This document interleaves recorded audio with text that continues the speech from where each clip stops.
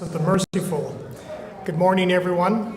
I'd like to greet you all with the Islamic salutation, Assalamu alaikum, which means peace be upon you. For anyone who may not know me, my name is Fazil Khan, and I'll be conducting this program today. It is my absolute pleasure and honor to welcome each one of you to the Lahore Ahmadiyya Islamic Society's 2023 Annual Symposium. We are very pleased and grateful to be able to host an in-person event again after having to resort to online programs the last few years due to the pandemic. And we really hope that each one of you are going to enjoy your day with us today.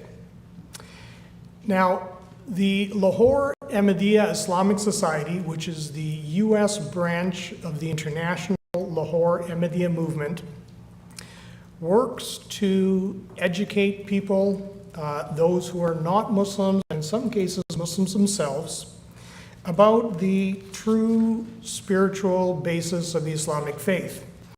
And although our work is international in scope, one way in which we do this locally is by hosting an annual symposium about a topic concerning Islam that is relevant to some contemporary issue. In the past, our symposiums dealt with demystifying terms like Sharia and jihad. We also addressed misperceptions about the Islamic concept of caliphate in Islam and the Islamic principles on human rights.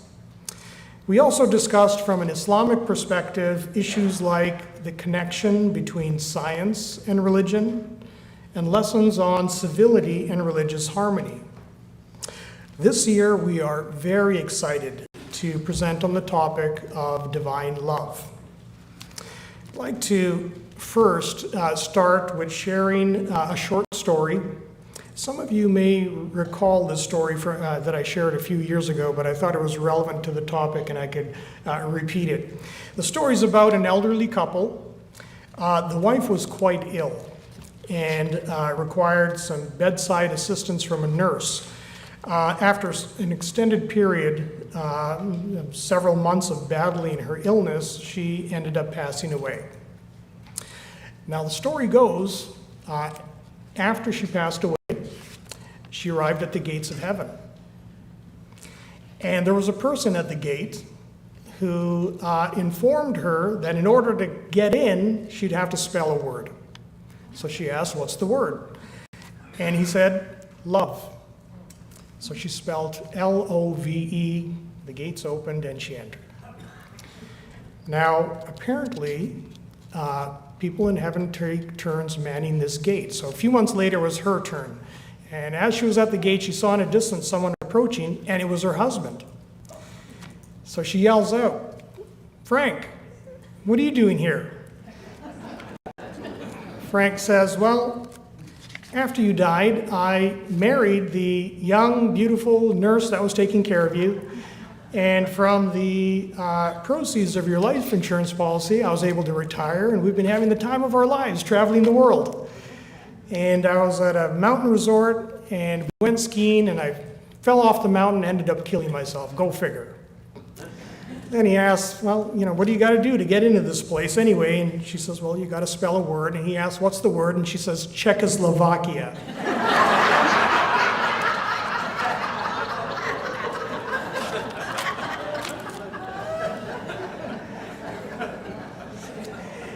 Now, this story, as humorous as it is, I believe illustrates basic questions we will be addressing today that concerns what is love. Is love simply a fleeting emotion, temporary and changing depending on circumstances that arise? And what does love actually entail? What does it mean to actually love? Looking for definitions on love, I found various descriptions. In particular, I found a rabbi explain that true love is the process of two halves of one soul reuniting again for all eternity. found on a Christian website that love is the deliberate act of valuing something more than you value yourself. There were many other descriptions that seem to incorporate these two insights in one way or another. Generally, it seemed that love is understood as a condition. It's a condition or a state in which a connection is made with something, whereby one cherishes that thing and places its interest or benefit above one's own. And based on this understanding, it is difficult to find a more perfect illustration of the condition of love than in the intrinsic connection that a mother has towards her child. Now, according to the spiritual tradition of Islam, the condition of true love is actually only with the divine, the source of all love, and all other forms of love we experience in this world, between romantic partners, between family and lifelong friends, between a person and his or her pet, with the feelings one associates with a particular place or a certain activity. And even in the intrinsic bond between parent and child, all of these are understood as being but a metaphor, a reflection or a glimpse of the infinite and eternal love with the Creator and Sustainer of all. Maulana Rumi expresses this sentiment in this way. He writes, "Love is neither a fairy tale nor a book. Love is neither a signature on a paper nor what couples say of each other. Love is a tree with branches reaching far beyond time into eternity and roots set deep in the everlasting life." Now, according to Islam, this supreme form of love with the divine is possible because every person is a spiritual being. Each one of us has the Spirit of God that's breathed into us, as stated in the Quran. So each one of us has the Spirit of God within us, and the reuniting of the souls, as the rabbi put it, is in fact establishing a connection with the divine, God being each person's ultimate soulmate, so to speak. Maulana Rumi hints at this connection of innate love with the divine in the following way. He writes, "Lovers do not finally meet somewhere, they are in each other all along." And striving to develop this loving bond with the divine is understood as the very purpose of life. It is what is referred to in the spiritual tradition of Islam as union with the beloved, God being the true beloved. Maulana Rumi alludes to how this union with the divine is not to be sought in some external place, but rather within ourselves. He states, "I searched temples, churches, and mosques, but I found the divine within my heart." And it is this understanding of love as a condition in which one forms an intimate bond with the divine that forms the basis of all the beautiful poetry by Muslim mystics throughout the ages, like Rumi, that have become so popular in recent times. This was humorously pointed out in a meme I saw recently on Facebook. It was a quote attributed to Rumi that stated, "My love poetry is about God, not your ex-girlfriend." Now, curiously, despite the principle of love being so central to the religion of Islam, the Islamic faith is rarely associated with the notion of love. Hazrat Mirza Ghulam Ahmad, the founder of the Ahmadiyya movement in Islam, explained that the meaning of the word Islam itself indicates that its principal characteristic is that of love. He writes, "The real meaning of the word Islam is to submit to God and to be genuinely ready to sacrifice everything for Him.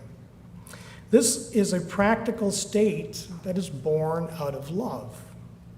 The point being that the meaning of the word Islam relays the notions of both worship and sacrifice, both of which are the practical aspects of the highest form of love.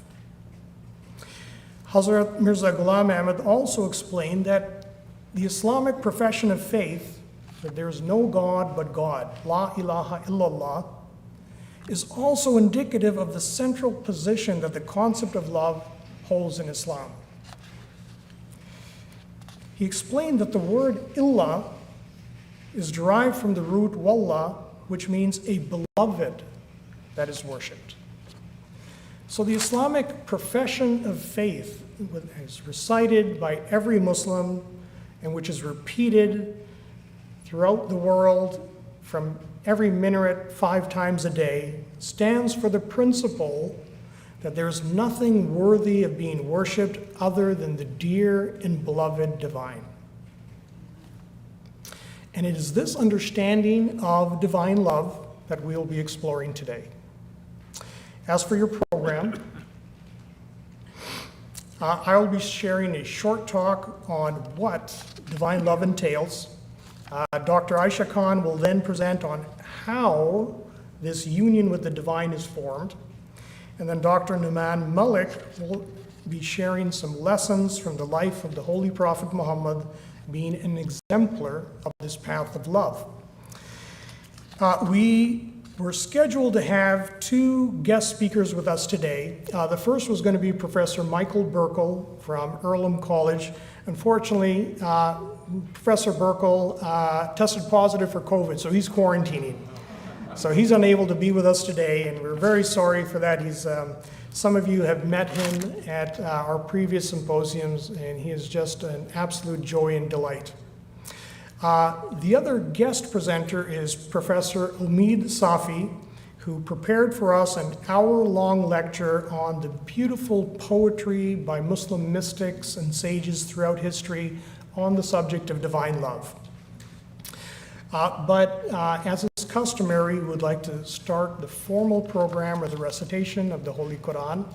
And I'd like to call our young brother who's visiting us from Texas, Brother Abdullah Usman, to please do the recitation.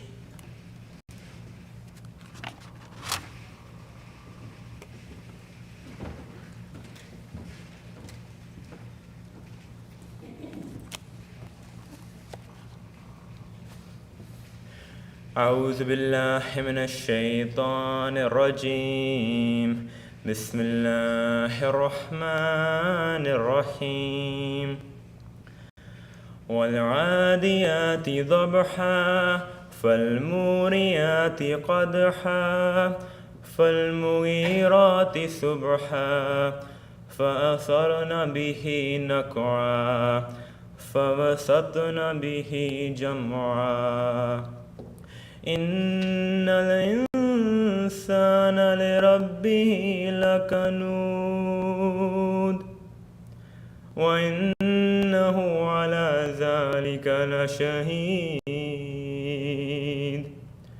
وإنه لحب الخير لشديد أفلا يعلم إذا بعثر ما في القبور وحصل ما في الصدور إن ربهم بهم يومئذ لخبير. Translation. In the name of Allah, the Beneficent, the Merciful. By those running and uttering cries, and those producing fire, striking, and those suddenly attacking at morn. Then thereby they raise dust, then penetrate thereby gatherings. Surely man is ungrateful to his Lord, and surely he is a witness of that. And truly on account of the love of wealth he is selfish. Knows he not when that which is in the graves is raised, and that which is in the hearts is made manifest. Surely their Lord this day is fully aware of them. Sadaqallahul Azim.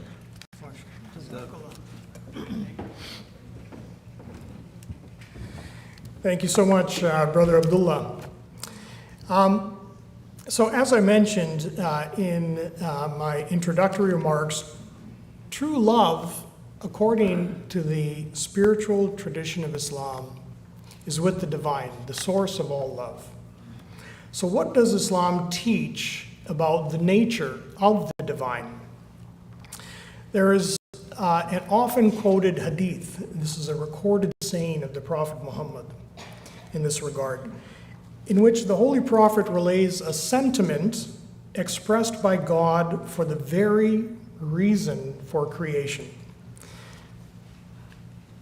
It is as follows: I was a hidden treasure, and I desired or loved to be known. I was a hidden treasure, and I desired or loved to be known. Now, this sentiment reveals a number of subtle but profound points. I'll mention 4 of them. The first point is that there is purpose to creation, that life is not random and trivial, but rather there is a goal to which we are to strive. The Quran similarly expresses this elsewhere by questioning the reader, do you think we have created you in vain? The second point is that this purpose of creation entails knowing God. Many commentators and saintly personalities have explained that the real significance of knowing God is loving God, an allusion to the fact that recognition is built on love. The third point is that there exists some personal connection or bond between the divine and humanity, whereby man is capable of actually knowing or developing love for God. And the fourth point is that knowing or loving God is a resplendent gift, like a treasure. It suggests that recognizing and developing closeness to the divine leads to bountiful, transcendent reward. Fascinatingly, the very first chapter of the Holy Quran, titled Al-Fatiha, or the opening, only 7 short verses in length, encapsulates all of these 4 points. Al-Fatiha is regarded as a summary of the entire Quran and a quintessence of the lessons contained in the entire book. And as we'll see, it is, in essence, the opening or commencement of the Islamic understanding of the path of love with the divine. Al-Fatiha starts with the words Alhamdulillah, which translates as praise be to Allah or God. Now, this is a common phrase that is used by Muslims in their everyday speech. It is used to express one's belief that everything good comes from God. But there is a much deeper significance to the phrase. The word translated as praise in the Arabic is the Arabic word hamd. Hamd signifies something much more refined than simple praise in the sense of acknowledging gratefulness or thanks, like clapping after a performance. Rather, hamd signifies that feeling of having so much genuine appreciation for a thing that one desires to be close to it or to incorporate it into one's being. Like, when a person accepts someone as a role model, there is a sense of not only admiration, but also a desire to replicate those characteristics within oneself. And the word Allah, signifying God, has a very specific literal definition. It means that being who exists necessarily by himself, meaning he is one, and who is the possessor of all attributes of perfection, meaning he is perfect and has no deficiencies. So the phrase, praise be to Allah, signifies that it is only God that one should truly appreciate and admire to the extent of wanting to incorporate it into one's being, due to God being the sole possessor of all attributes of perfection. God alone is worthy of this such sincere admiration, emulation, love, and worship. So the understanding that the purpose of creation is to strive to know and develop love for God is suggested in the very first verse of the opening chapter of the Holy Quran. Elsewhere, the Quran beautifully elaborates on this concept by stating, "We take Allah's color, and who is better than Allah at coloring?" The color of Allah referring to the radiance of a personality that manifests the divine qualities. Prophet Muhammad further explained this by stating, "Adorn yourself with the divine qualities." Now, the question would naturally follow, what then are these perfect attributes or qualities of God that one is to know and love and emulate? Well, the verses in Al-Fatiha that follow then present the reader with a description of the four primary attributes of the divine. These are the four fundamental attributes from which all other attributes are derived and which serve as a lens by which the nature of the divine is to be understood when reading and interpreting the remainder of the Quran. The first attribute presented is that of Rabbul Alameen, translated as Lord of the worlds. The word Rabb conveys a very refined concept. Its technical meaning is that God is not only the creator, but also the one who fosters and nourishes creation in such a manner as to make it progress from lower to higher conditions until it reaches its goal of completion. So in the definition of the word Rabb, we find a description of the law of evolution. And keep in mind, God is described as the Rabb, or Lord, of all the worlds, meaning both the vast material universe from which our planet and all life on it emerged, as well as the mystical spiritual realm from which our souls appeared. The implication being that just as God creates and fashions the material world so that it progresses from crude conditions to advanced states, so too does he foster and nourishes each individual soul so that it too develops, grows, and progresses. And one cannot help but see in this description of creation and continued fostering and nourishing of that creation the similarity to the role of a loving parent who dutifully and responsibly raises a child from infancy to adulthood. And in this definition of the attribute of Rabb, the reader is given assurance that man is not left alone in trying to achieve the goal of attaining closeness to the divine, as is implied in the phrase Alhamdulillah, or praise be to God, but rather God as Rabb provides the fostership and care that is needed to reach the goal to completion.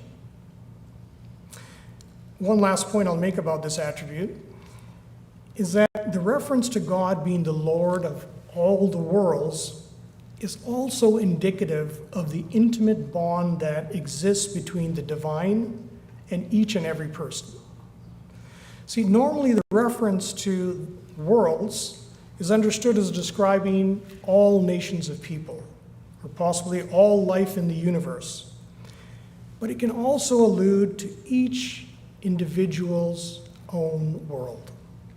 See, every person has their own world, made up of their unique upbringing and environment, their particular life experiences, their distinctive strengths, and specific limitations. When I go outside, I see the world differently than everyone else. I view everything through the lens made up of my personal composition and disposition.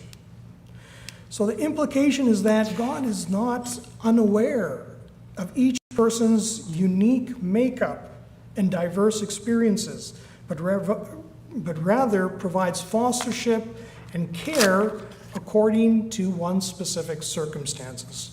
Just as a parent may raise children differently depending on their particular nature and disposition. The next two attributes presented in Al-Fatiha are Rahman, translated as beneficent, and Rahim, translated as merciful. Both of these attributes are derived from the root word rehma, which signifies the condition of having so much love and tenderness for something that one is compelled to do good to it. In fact, the word literally refers to the womb and thereby implies maternal love and mercy.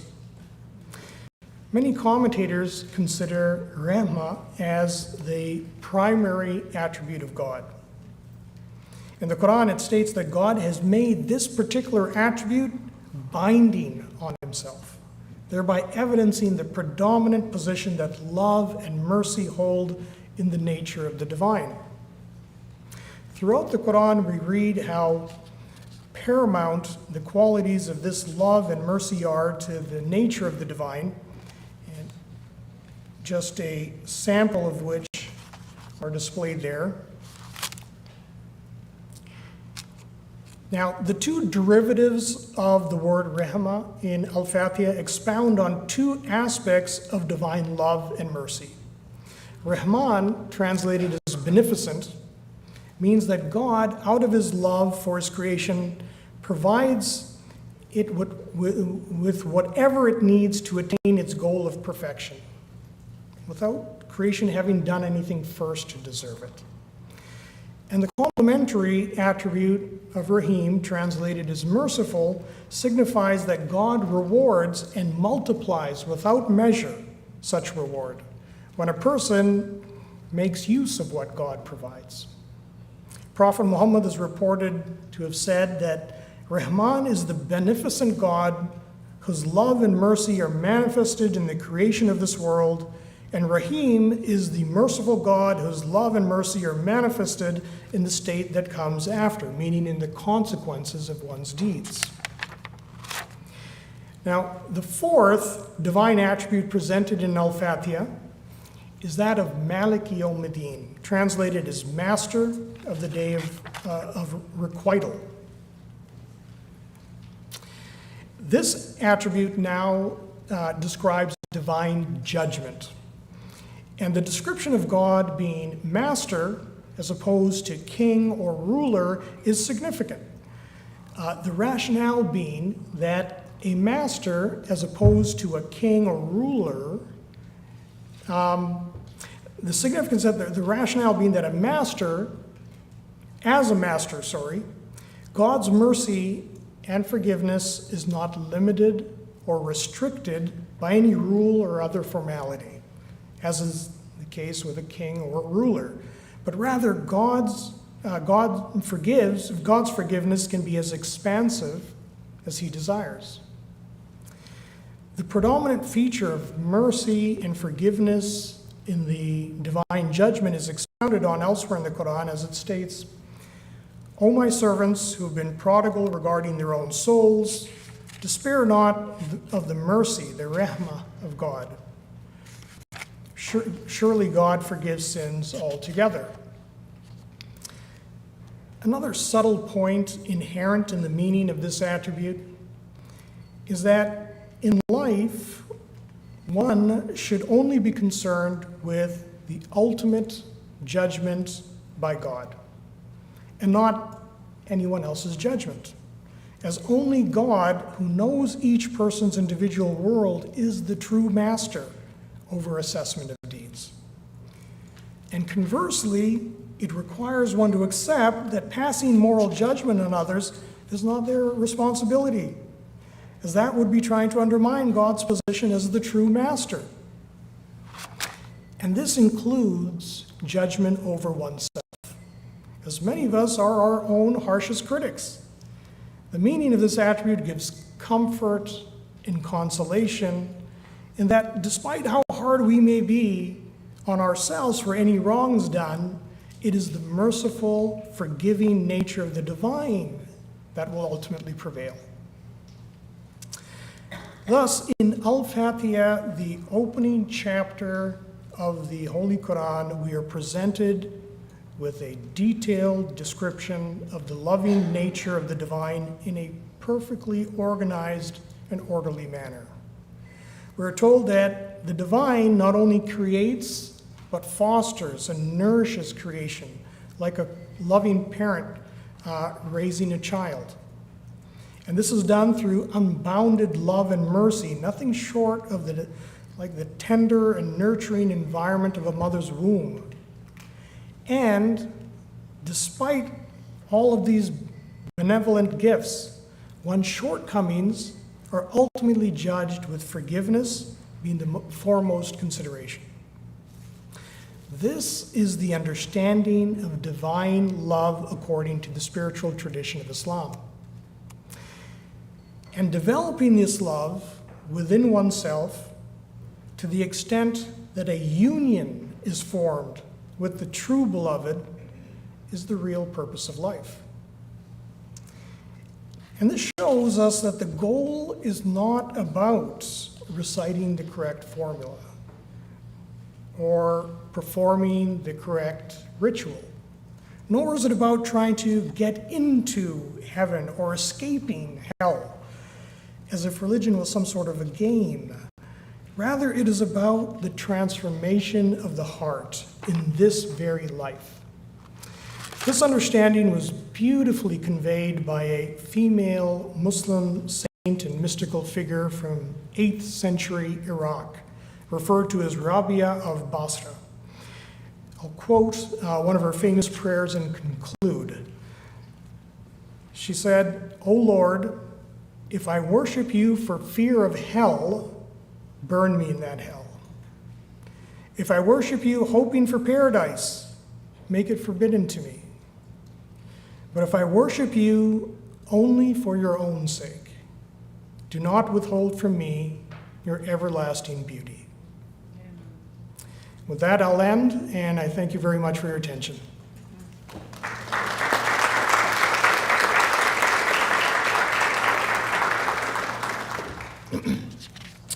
Now, having discussed what divine love entails, we'll now direct attention in the next presentation to how union with the divine is formed.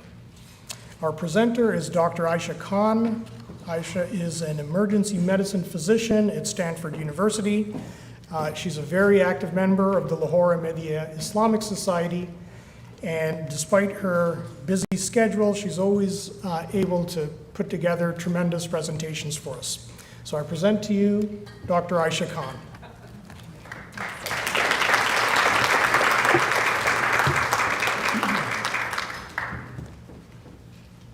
Assalamu alaikum, everyone. Let me grab it. Yeah, thanks. Sorry, as we just adjust for a minute. I'm going to warn you, my first slide says, "What is love?" Can't seem to escape that question, so. But I took a slightly different take on it. Can you guys hear me okay? I kind of wanted to get out from behind this podium, but I think, here, can you hear me? Okay. All right, awesome. So, as promised, so my take on this is slightly different. I sort of researched what love actually is, scientifically speaking, and in 2005 there was a functional MRI study done. Functional MRI is a technology that detects where your blood is flowing in your brain when there's different activities going on. So a bunch of volunteers, participants, were analyzed by being hooked up to the functional MRI machine and being shown pictures of the people that they love and then pictures of people perhaps they didn't know. And what researchers concluded from this is that love, rather than a single emotion, is a state of motivation that leads to distinct and separate emotions. The findings, which have since then been mirrored in numerous other studies, suggest that love activates the parts of our brain that control goal-oriented motivation. So, okay. So Islam is often thought of as a mechanistic religion. Explanations of Islam usually represent the faith in terms of dogma and ritual, aspects of outward behavior. Often the impression one gets is that it's just a religion where its followers are doing sort of a mechanical worship, a belief and observance, without any real involvement of thought or feeling or creation of a relationship with God. But today I'm going to invite you to let go of that idea of Islam if you hold it. I know many of you who come here probably don't hold that idea, but in case you do, try not to think of Islam as a set of rules and regulations, but rather think of it as a religion that is love in practice. And its motivation is drawn by desire for communion with the divine. Rumi said, "Love is not the work of the tender and the gentle. Love is the work of wrestlers." In religion, motivation can come from fear and guilt, or it can come from understanding and love. Sadly, I think that it's a lot easier to instill fear and guilt, especially perhaps if you have young ones and you're concerned about how they're going to grow up. You really want them to be good and do the right thing, and a little bit of fear and guilt goes a long way when you're young. But unfortunately, if you're performing rituals out of fear and guilt, you'll never develop love for the divine, which should really be the aim of religion. Conversely, understanding is really difficult. It takes work to arrive at the scholarship and the reasoning behind religion. And indeed, love for the divine is the natural consequence of understanding. But really, what does that mean? Words like love for the divine, union with the divine, these can seem a little hand-wavy, woo-woo, as some of my friends would say. But if you actually look at them with understanding and try to study them, you'll see that this is not really the case. It's just like any other field. For example, if you see lightning rip across the sky, you might be terrified, or you might think this is something magical and maybe think of it as being a little bit woo-woo in itself. But if you take the time to understand it, you'd see that it's really neither of these. From lightning comes an understanding of electricity, a phenomenon that is neither terrifying nor woo-woo, but rather awe-inspiring and integral, even an indispensable part of our life. So today, I'd like to try to do the work of understanding religion, and by doing so, arrive at what we mean by divine love and communion with the beloved.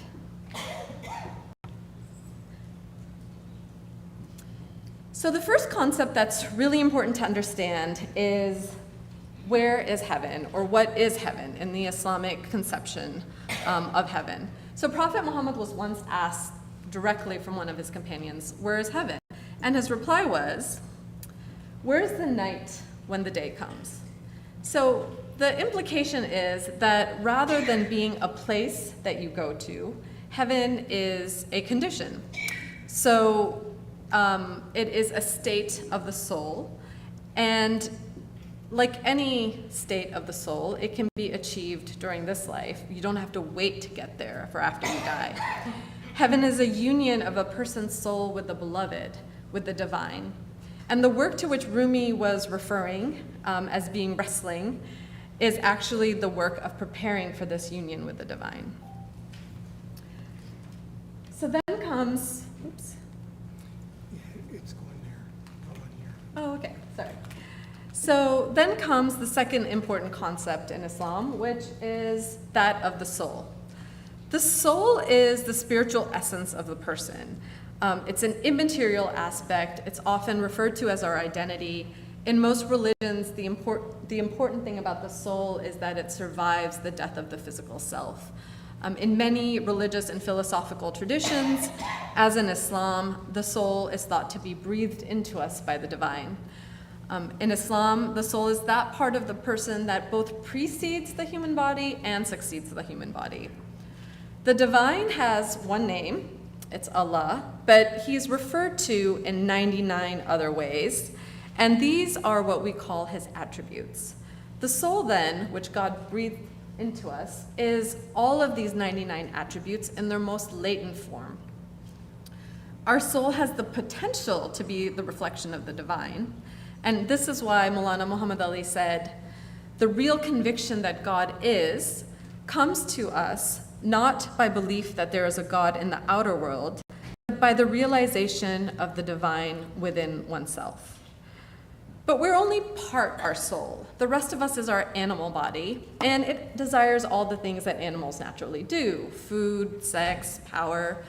But an important thing to understand is that none of these attributes, not those that are latent within our soul, nor those that arise from our physical body, are inherently good or evil. The way you use them is what makes them such. So food is good when it's used to nourish us and not so good when we're gluttonous. Intimate relations are good when they are used to strengthen the bonds of love within a marriage, and not so great when this desire for instant gratification consumes your being. And similarly, mercy, which is an attribute of the soul, is good when it is used for benevolence or for forgiveness, but it may not be so good when it prevents us from holding the unjust accountable for the injustice that they did. So in this way, it's only when we use reason and rationality to guide us in the use of our natural conditions that they become moral qualities. Good or evil arises from our choices, and that aids in the development of our soul. Sorry, I keep clicking on your computer. So, 3 distinct evolutionary milestones noted in the Quran regarding the progression of the soul are translated in these words from the Arabic: the animal spirit, the self-accusing spirit, and the soul at rest. Hazrat Mirza Ghulam Ahmad, in his famous book, The Philosophy of the Teachings of Islam, renamed these a little bit. He calls them the self that incites to evil, the self that reproves, and the soul at rest. He outlines this journey in which the first stage of the soul is the one which we are all born with. It's the Spirit of God breathed into us, just the raw materials. At the beginning of this stage in our development, we exist in our natural conditions, the way any animal does. We may feed our children, but we're not really doing so because it's a great act of benevolence. We're doing so because we're hardwired to ensure our survival and our family's survival. Though we may exercise these and they seem like they're moral qualities, they're actually just natural conditions. To progress through this stage, we must develop our attributes and act for just more than our immediate circle. Progression in this stage has to do with developing what one might call societal reforms. So the survival of the self, So we go from the beginning of this stage when we're concerned with the gratification of the self or the survival of the self, and perhaps our family, to where we're concerned with our society at large. We acknowledge social values and we become civilized beings. The motivation that fuels this progression, though, is often just simple societal approval. We're a tribal animal, right? And so survival is ensured by creating strong group bonds. Disapproval and isolation often mean death, and we're hardwired to get along. Have you ever been called weird? Any of you? You all seem like very respectable people, so probably not. But I have definitely been called weird. And it's kind of embarrassing. It sort of fills you with this feeling of shame. Well, I was really gratified to know that embarrassment and my sort of desire to fit in is just an evolutionary remnant of a need to be a person that fits into the tribe. So getting to this stage of being the self, to the civilized being, it's not really a great moral act because all of our society is hardwired to get us there. All of our evolutionary self is wired to get us there. It's actually the next stage where our natural conditions become moral qualities. Sorry. So the hallmark of this next stage is when reason and rationality allow us to deliberately exercise our natural conditions in the right conditions. That's what makes a natural condition a moral quality. In this stage, we're aware of what is good about goodness and what is bad about badness. But there's a struggle between what might give us material gain or instant gratification and what the right course of action might be. We may falter in exercising our attributes in such a way that they progress our soul. But when we do, we recognize our mistake and we try to remedy it. So let's look at an example to illustrate the progression through these levels. Al-Haq, or the absolute truth, which is an attribute of God, is the one that we're going to look at. So in the lowest stage, telling the truth just kind of occurs as a natural condition of a person. If we don't have a reason to lie, why should we lie? And in fact, maybe it's part of the social contract. We don't lie because we realize that if we all lied, our society would fall apart. There's no real decision born of reason that makes us tell the truth, though. It's simply the default mode of our actions. By degrees, as we do the work of understanding why truth is inherently important, we progress to the second stage, the self that reproves. Here, we might be tempted to lie, to gain something, or to prevent a harm, but we overcome this temptation, usually. So, say we go to pharmaceutical school, and we never cheat on an exam, even though biochemistry is so hard. We get through it somehow. We apply for a license to open the pharmacy, we order all of the goods we need, and we wait, and we wait, and we wait for the license to come through. And we don't bribe anybody to get the license, because that would be dishonest. So we wait, and finally we get our license, and we have all of these medications we pre-ordered, but now we have to open the pharmacy, and a lot of the medications are expired, or almost expired, and well, we have to raise the cost of some of them, overcharge, in order to make up for the ones that we lost because they're expired. I mean, really, is this such a big deal? The struggle is a difficult one. Who's watching? What's a little white lie? It may not hurt anyone. In fact, in this case, maybe we're even protecting people because we're not selling the expired medication. We're just overcharging for the one that's not expired. It's amazing how justification works, right? So sometimes in this struggle between our soul and our ego, we may not win. And that's why this stage is called self-reproving. So we may overcharge, but we feel really bad about it. This is the wrestling that Rumi mentioned in his quote.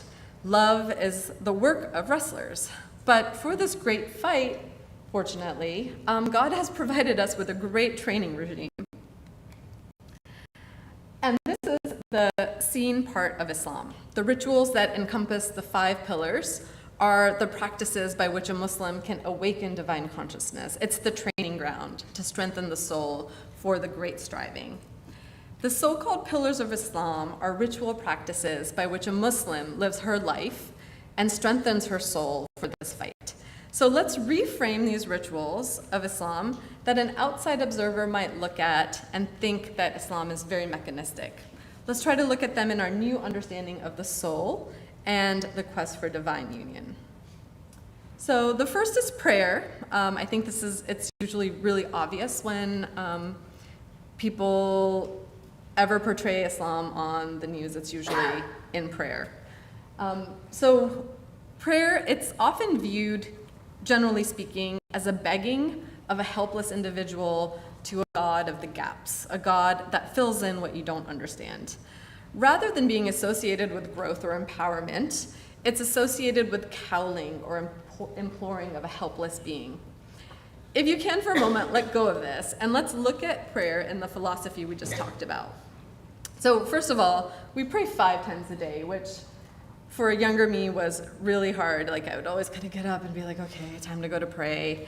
But I remember once that my father told me, you should go to prayer as you would go to meet someone you love. And I sure knew what it was like when a friend was coming over or I was going to a friend's house and that excitement that I felt. And it kind of blew my mind to think about God in the same way or going to prayer in the same way.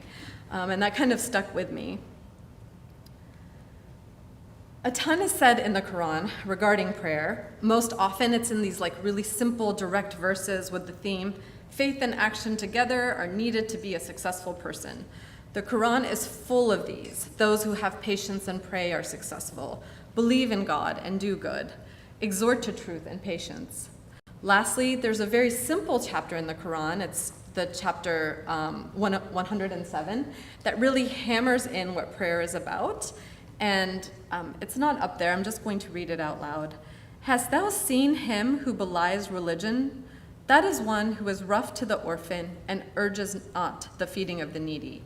So woe to the praying ones who are unmindful of their prayer and do good to be seen and refrain from acts of kindness.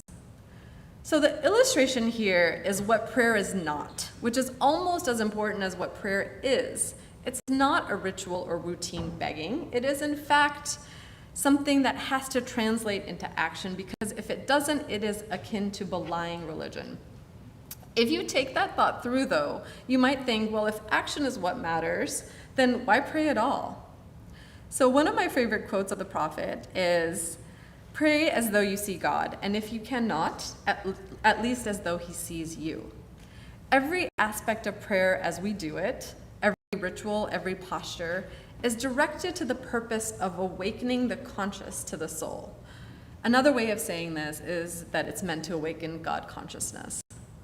We pray in a pretty specific way. We face Mecca 5 times a day, a unified community, if facing in the same direction, metaphorically and literally, standing shoulder to shoulder with someone you may or may not know in the real world, who you may never meet because you're a pauper and they're a king, but you're standing with them as equals.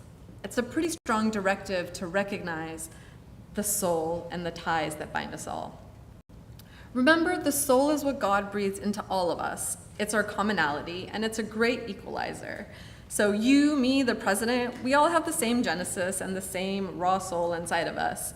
So when I look at another person, as do you, you may see their outward descriptors: black, brown, white, he, she, German, Buckeye, Sigma Chi, or whatever label you shroud yourself in.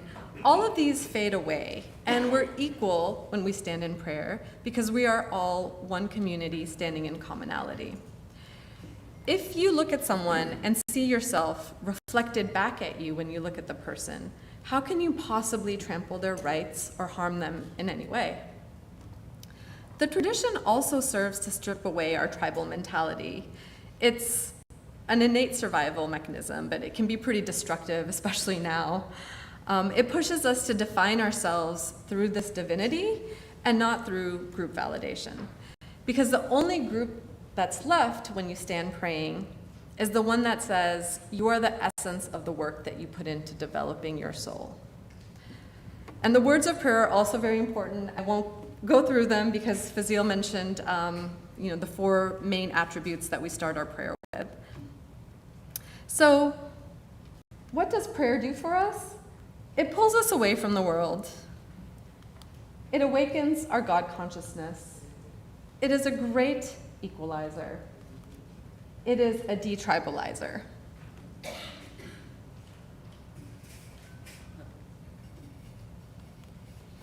The next pillar is fasting in the month of Ramadan.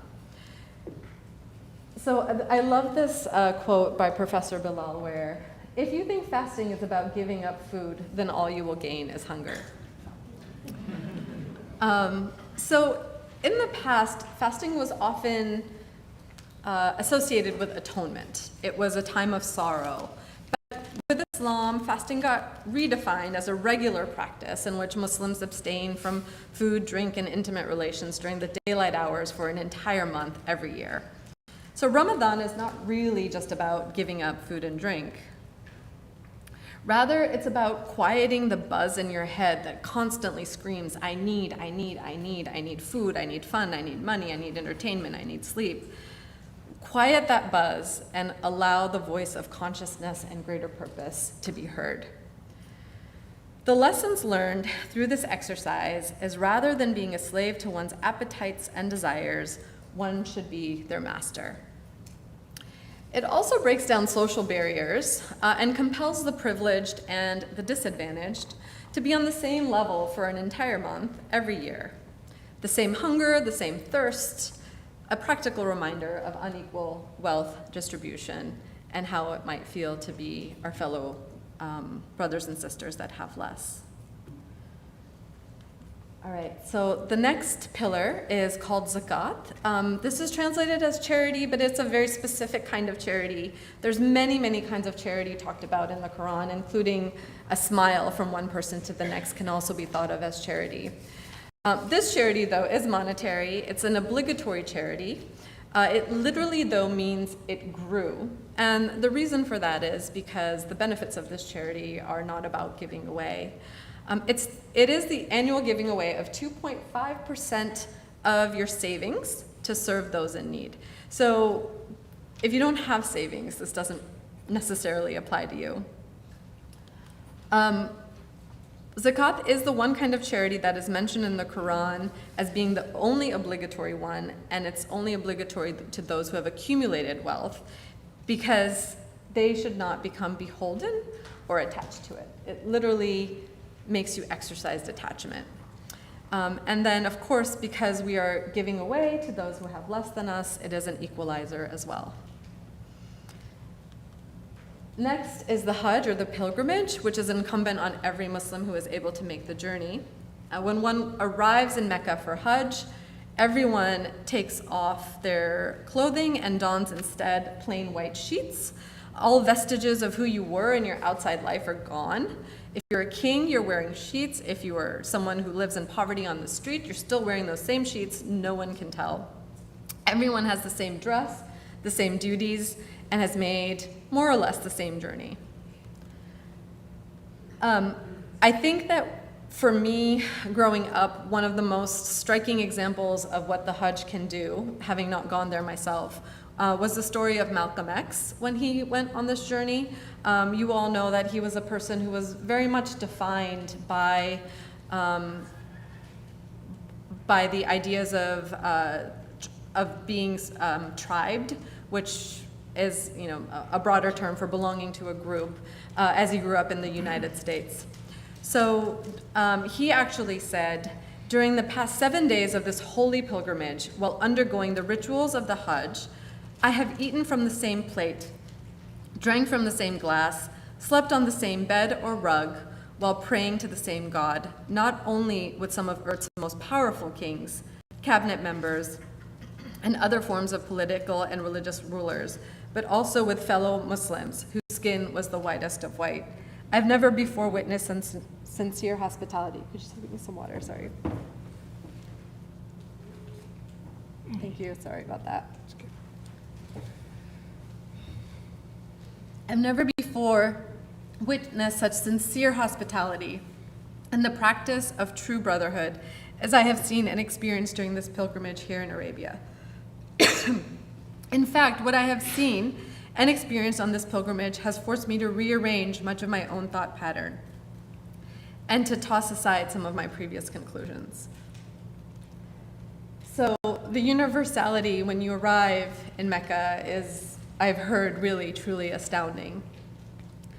You can imagine the spiritual force behind an institution that managed to detribe someone like Malcolm X and realize that equality reigns throughout, whether it's from where you are, the bounds of nationalism mean nothing, socioeconomic status means nothing, and the power that you hold in this world means nothing. So, sorry, can you say the word? Yeah. Sorry about that. All right. So the last of the pillars, and actually these aren't ordinal, so some people say this is the first pillar. I have it here as the last because I think it's the one that grounds all the rest of them, is faith. So this faith is not just faith in God. It's actually faith in 6 different articles. The belief in God, his books, his prophets, the angels, the last hour, and the hereafter. And all of these have a very specific meaning. So first is the belief in a God, the embodiment of the most perfect form of our attributes, the oneness of whose law and mercy abides throughout the universe. Next is in his books and his prophets, which means that we're all one people. in theory and in practice, with no person being more chosen than any other person, because we all had revelation sent to us from a prophet. So we were no more chosen than what we make of ourselves, really. And the next is a belief in angels, which is actually a belief in the natural laws that God created. So yesterday we had our youth program, and we had a lot of incredible presentations, but one of our most learned scholars, his name is Umar Ahmed, he's 4.5 years old. Yesterday his speech was, "You don't see Allah as you see me, you see him through his creation." And that creation is the faith in angels, and that is the means through which God conducts his will. And then lastly is the last hour and the hereafter, which establish that there will be justice for all that happens in the world. So these rituals that help us remain ever aware of our love for humanity and our love for the divine are what predominate throughout the religion of Islam. So if you can, please, I'd like you to close your eyes for a moment. Think of your greatest love, a spouse, a child, a parent, a sibling, a friend, whoever it is, picture them. If you had to give up some of your comfort for their sake, wouldn't you do it in a heartbeat? You can go ahead and open your eyes. If you inculcate that same kind of love for humanity and the Creator in your heart, it's easier to exercise moral qualities over and over again. And it's this repeated exercising of our moral qualities that gets us to the next stage, from a moral being to a spiritual being. And when this happens over and over and over again, the fight we have against our ego, the wrestling, becomes less and less and less, until there's no more struggle, and we actually become these qualities. So we're not just telling the truth, we are honest people. So we talk a lot about pursuing happiness in our society, and I question sometimes what that happiness is. Is it the chasing of good times, good food, good fun? Rather than happiness, it seems that what we might actually be chasing is a contentedness in which our soul is at peace. Many say that this comes by aligning yourself with your authentic self. Okay, but who is it that you want to be? And where does the image of who you want to be come from? Is it an internal bar that you set? Is it an external standard that other people set for you? Or does it come from somewhere else? And how will we know that the person we want to be is the person that we've arrived at, and that's the right kind of person? Well, identity work is actually a very important field in psychology. And Piaget, who constructed models of cognitive development, talked about where a child interacts with the environment to mature and construct a model of the self and the world. Kohlberg built upon these stages and built upon this world to try to understand the development of our moral reasoning. His theory outlines 6 stages, which help us decide right from wrong. So in the first stage, when we begin, we distinguish right from wrong through punishment. If we do the wrong thing, we get punished. In the second stage, we think about, well, what's in it for me?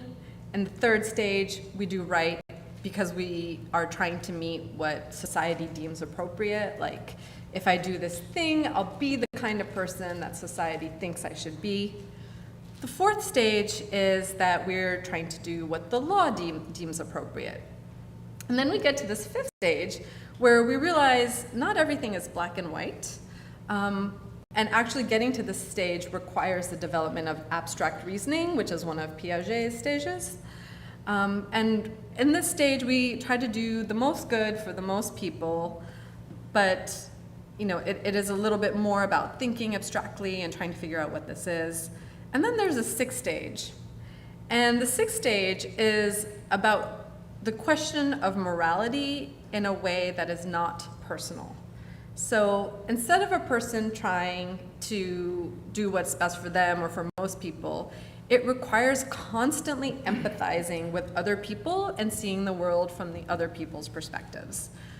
So while this sounds easy, very few people are actually capable of doing this, and even fewer are capable of doing it consistently. Many researchers have tried to identify people within the sixth stage and have failed to identify people in a stage 6 mentality, while others have identified a few people who operate at stage 6, but they only do so on occasion. Well, what if, instead of trying to empathize with others consistently, you just lived a life aligned with the commonality that binds all of us? As Rumi said, you and I must live as though there is no you and I.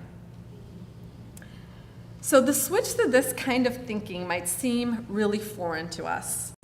But remember, when you were a child stuck in concrete thought, abstract thought seemed really weird and foreign concept too.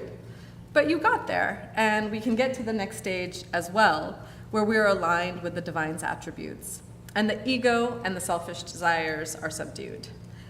This stage is a stage that the Sufi calls Fanafilallah, which is called annihilation in God, where you just become a reflection of the divine attributes, and your actions, without struggle, are a natural extension of this. So I'll just end now with another quote from Rumi. Your task is not to seek for love, but merely to seek and find all the barriers within yourself that you have built against it. Thank you.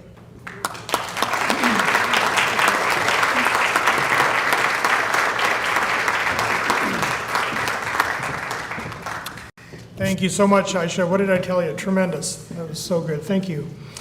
Our next presentation is titled A Loving Mercy to All Mankind. In this presentation, we'll share lessons from the life of the Holy Prophet Muhammad, who the Holy Quran describes as a mercy to all nations and a perfect exemplar of this path of love. Our presenter is Dr. Numan Malik. Dr. Malik is a retired pathologist, having worked at Mount Carmel University for many years, or hospital for many years. He is a director of the Lahore Ahmadiyya Islamic Society, 4 or 5 decades now? He's forgotten it's that long. And he has been working alongside Mrs. Samina Malik, attending to all of the publication and translation work being done by the Society internationally, a sample of which is along that far wall that you may want to take a view of. So I present to you Dr. Numan Malik.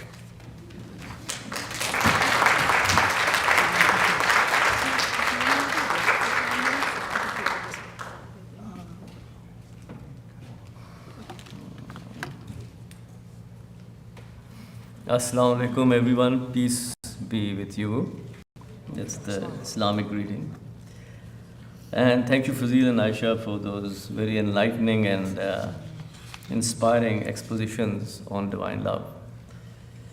And as I'm looking at my paper, I'm thinking of my ophthalmologist because he told me, Naman, why don't you do something about your cataracts? I think the moment has arrived right now. But anyway, so we'll continue. As discussed in the previous lectures, the word primarily used to describe this notion of divine love in the Quran is rahmah. It is usually translated as mercy, but it is more closely means to have so much love and tenderness for something that one is compelled to do good to it. And in the Holy Quran, it is the only attribute which Allah Ta'ala or God has made binding upon himself. Twice he says in the Holy Quran that I have made this attribute of binding upon this mercy, binding upon myself, meaning it is almost as if God is taking an oath that he will be good to his creation out of love for his creation. It may be considered as the foundational attribute of God from which all his other attributes spring. And it characterizes the relationship between God and his creation.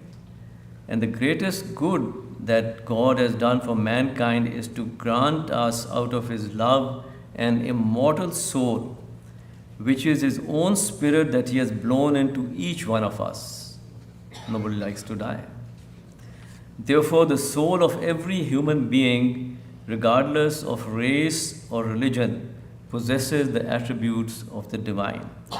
It is the soul that survives the physical death and is capable of leading an eternal life of bliss and happiness with God for eternity. You know, we as human beings cannot imagine what eternity is, but it means something which has no beginning and something which has no end. So, very difficult, we all are nodding our head, yes, I know what eternity is, but actually we don't really realize what it is. But for this to happen, the divine attributes which have been likened to seeds in the Holy Quran in each soul must be developed by being exercised in our daily lives. The word to remember is exercise. So if you want to be truthful, then tell the truth, not lies. We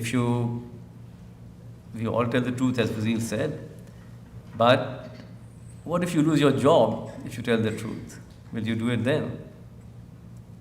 A person who at that moment tells the truth, he may lose his job, but he will be respected by the rest of humanity. And when this person tells you to tell the truth, you will listen to him. This is an innate feeling which comes in all human beings. You will only obey a person who tells you the truth if he himself has suffered for the sake of the truth. Lose your head, will you tell the truth? Some people do. And these are the people then who are remembered, not the ones who lived because they told an lie. They're forgotten soon. So, but for this to happen, the divine attributes which have been likened to seeds in each soul must be developed by being exercised in our everyday lives through the performance of good deeds. Very simple. For this, God Almighty, in His infinite love and mercy, sends down His guidance to humanity through His prophets or messengers. The guidance is in the form of the Holy Scriptures of nations, religions, and in the practical examples of the prophets and messengers who also act as role models for people. This again is the mercy or the love of God for mankind. And it is in connection with this understanding of God's love for humanity that the Holy Quran refers to the Holy Prophet Muhammad as a loving mercy to all mankind, which is the topic of my presentation. Now, I would like to start by sharing with you a verse from the Holy Quran that explains the stages of progression of goodness. In verse 90 of chapter 16, it states, "Surely Allah or God enjoins justice," which is called adl in Arabic, and the doing of good to others, which is called ihsan in Arabic, and the giving to the kindred, itai dhil kurba, and He forbids, and it goes to the opposite thing and wants you to root those out from yourself: indecency, evil, and rebellion. He admonishes you that you may be mindful. 3 levels of goodness have been described in this verse. First, adl, which means being just. Second, ihsan, which means refers to goodness without any recompense. And third, itai zil kurba, which refers to giving to the kindred or the condition of unreserved love. Now, in the first stage of goodness, it is responding to a good deed with an equally good deed. I give you a cheery good morning, you give me a cheery good morning, we've done good for good. This is referred to as justice, good for good, but this is the lowest form of goodness which comes easily to most human beings. The second stage is one in which one does good without expecting anything in return. The desire to do good in this case arises from the realization that all souls are from God and are deserving of respect and love. In this stage, no thankfulness is expected, or desired, or needed in return for any good done. And the Holy Prophet Muhammad has this unique capacity to explain the most complex of all spiritual dimensions in the simplest terms. So, and Aisha, I think, has referred to that too. The Holy Prophet, he says that the second stage of this goodness, ihsan, in this words, do good as if you see God. But if you cannot do good as if you see God, then do good as if He sees you from behind the curtains of your own imperfection. But at least it is better than just good for good. But there is still a higher stage of goodness, in one which regards the whole of humanity with love as if it was close family. Itai zil kurba. Now, an example would be needed for this to illustrate what this goodness, the highest form of goodness is. There's a child dying of a terminal illness. You and I will visit the child, sit with the parents, sympathize with them, empathize with them, and then what will we do? We'll go home, we'll get busy with our everyday tasks, and then we'll forget about the child. But who will sit by the bedside? It will be the parents who will sit by the bedside, kneeling, prostrating, crying to God to save this ailing child. Similarly, a prophet or a messenger of God, whether it be the Holy Prophet Muhammad, whether it be Jesus, Moses, Krishna, Buddha, you can go the whole line,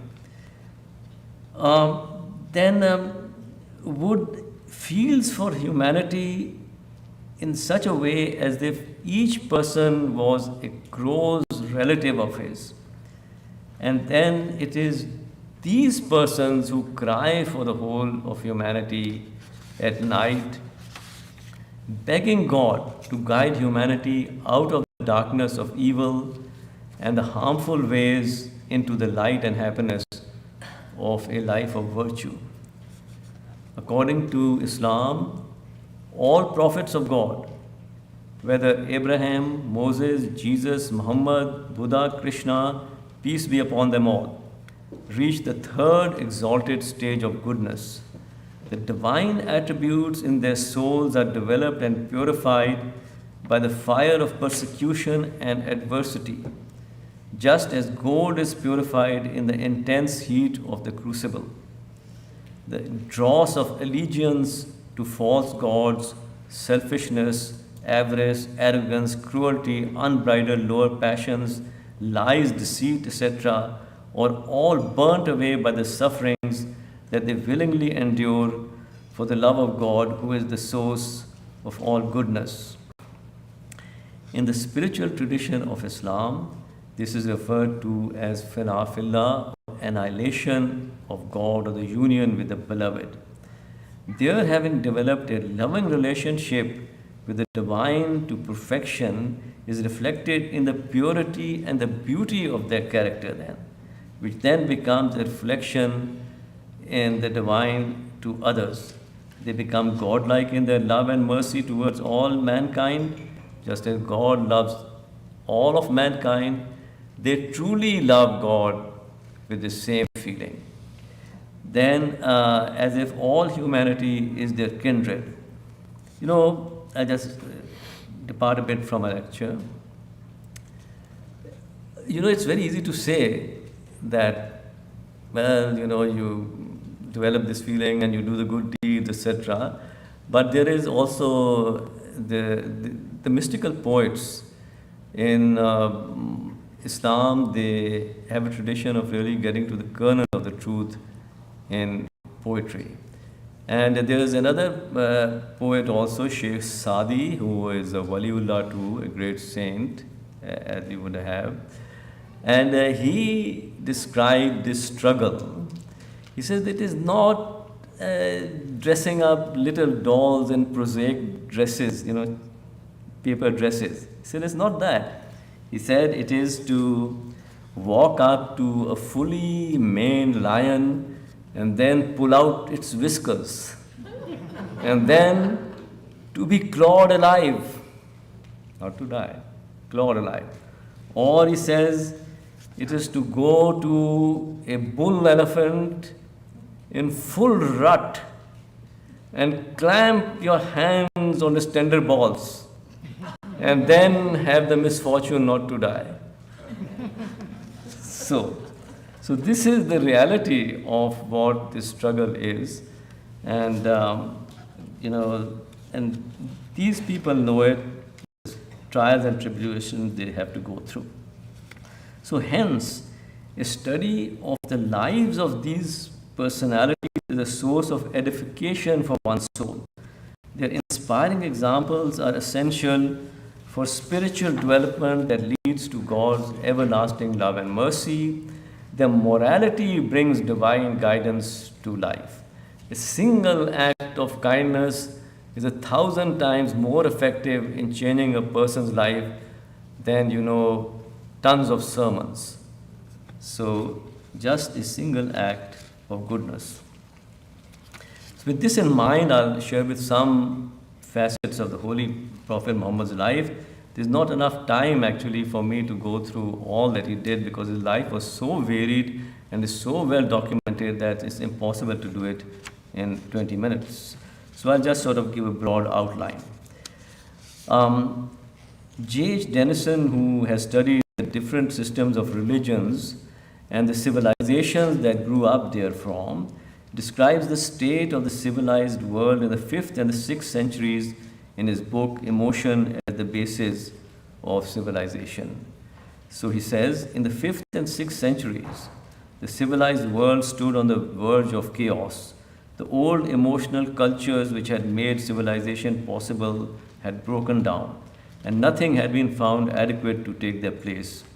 It seemed that the great civilization that it had taken 4,000 years to construct was on the verge of disintegration, and that mankind was likely to return to the condition of barbarism, where every tribe and sect was against the next, and law and order were unknown. Civilization, like a gigantic tree whose foliage had overreached the world, stood tottering, rotted to the core. It was among these people that the man was born who was to unite the whole known world of the East and South. Conditions at this time in Arabia, he of course was referring to the Holy Prophet at that point. Condition in Arabia at this time was especially bad. Belief in one supreme being, the Creator, was non-existence.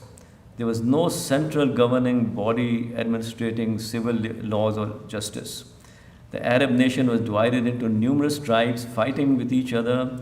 The curse of blood feuds was well established, with feuds lasting centuries and fueling deep enmities and rifts. The Quran refers to this as saying that you were on the brink of a pit of fire. The position of the weaker members of the society, particularly women and orphans at this time, was most disadvantageous. Women and orphan children had no rights, the rule being that only he could inherit who could slay with the sword and smite with the spear. Immorality and taking advantage of the vulnerable was rampant. The Arabs were addicted to vices like alcohol and gambling. Only a few were literate, with the majority priding themselves on their illiteracy. The prospect for a moral reformation of society at the time of the Holy Prophet were bleak. To quote Sir William Muir, History of Islam and historian of Islam and the Middle East, the prospects of Arabia before the rise of Muhammad were unfavorable to religious reform as to political union or national regeneration. The foundation of the Arab faith was a deep-rooted idolatry which for centuries had stood proof with no palpable symptom of decay against every attempt at evangelization from Egypt and Syria. It was in these conditions that the Holy Prophet Muhammad was born in 570 AD in Mecca, Arabia. He was an orphan. His father died before he was born, and his mother died when he was 6 years old. He was raised in the loving care of his grandfather and later his uncle when his grandfather passed away. As a young man, he generally led a reserved life. He had friends whose moral greatness was admitted by all. His bitterest opponents were challenged to point out a single negative aspect of his character during the 40 years that he had passed among them before he received the divine call, to which they were unable to do so. It was in his youth that, on account of his pure character and his love for truth and justice, he won from his compatriots the title of Al-Amin, that is, the faithful or the truthful one. Sir William Muir bears testimony to the purity of the Holy Prophet Muhammad's character in his youth. He writes, "Our authorities all agree in ascribing to the youth of Muhammad a modesty of deportment and a purity of manners rare among the Meccans. For years before he was commissioned as prophet at the age of 40, the Prophet Muhammad, grieved by the violence and injustice around him, would retire to the solitude of the mountains around Mecca, and he would spend hours and days and night praying and meditating, entreating God to guide his nation on the path of rectitude and virtue." I'll just depart from my speech a little bit to give you an idea of what he was facing. And again, incidents are much better. A little girl,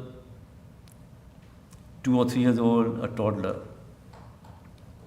dressed in all her finery, is taken by the father and, God forbid, sometimes by the mother. The Arabs required that, the Arab nobility. And the women are singing loudly and the tambourines are beating the tambourines. And then she is led to a pit. And placed in the pit, the tambourines are beaten more loudly, the singing increases in their loudness as the parent is forced to throw the earth on the toddler. This was the female infanticide which was practiced by the nobility of the Arabs. The worst and obscenity of misogyny one can imagine. And on the Holy Prophet, when he was told of incidents like these, he would just burst into tears. So but it's not that he stood by. Even prior to prophethood, he was very solicitous of the wrongs being perpetuated on the less fortunate members of society, and he joined in forming a league of alliance of like-minded people to protect the rights of the disadvantaged, called the Hilful Fadil, or meaning the League of the Virtuous. And they tried to do something about it. At the age of 40, high in the mountains, in a cave called Hira, he had the first revelatory experience which commenced his prophethood. For the next 23 years, he would receive these revelations of God's guidance which formed the pages of the Quran. These revelations are in first-person speech. God's word in the first person from beginning to end. There is no second-person speech. The one point I would like to emphasize is that the verses were revealed in response to situations that the Prophet was facing.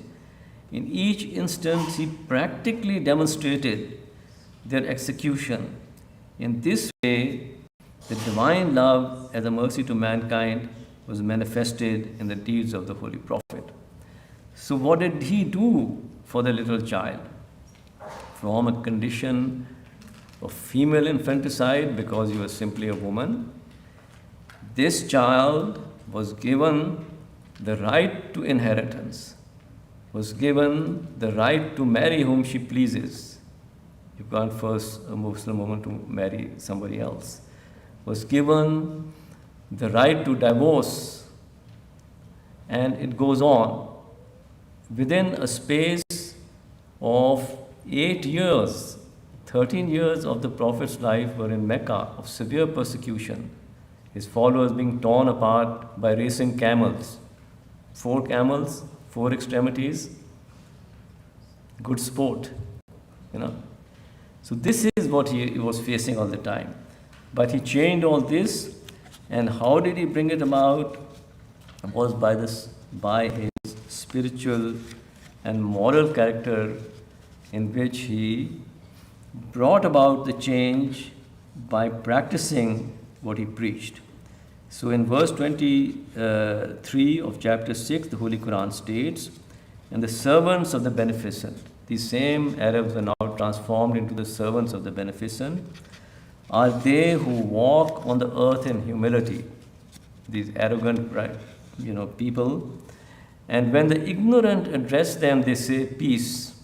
Maulana Muhammad Ali relates the results of Prophet Muhammad's moral and ethical reformatory work in his commentary on this verse.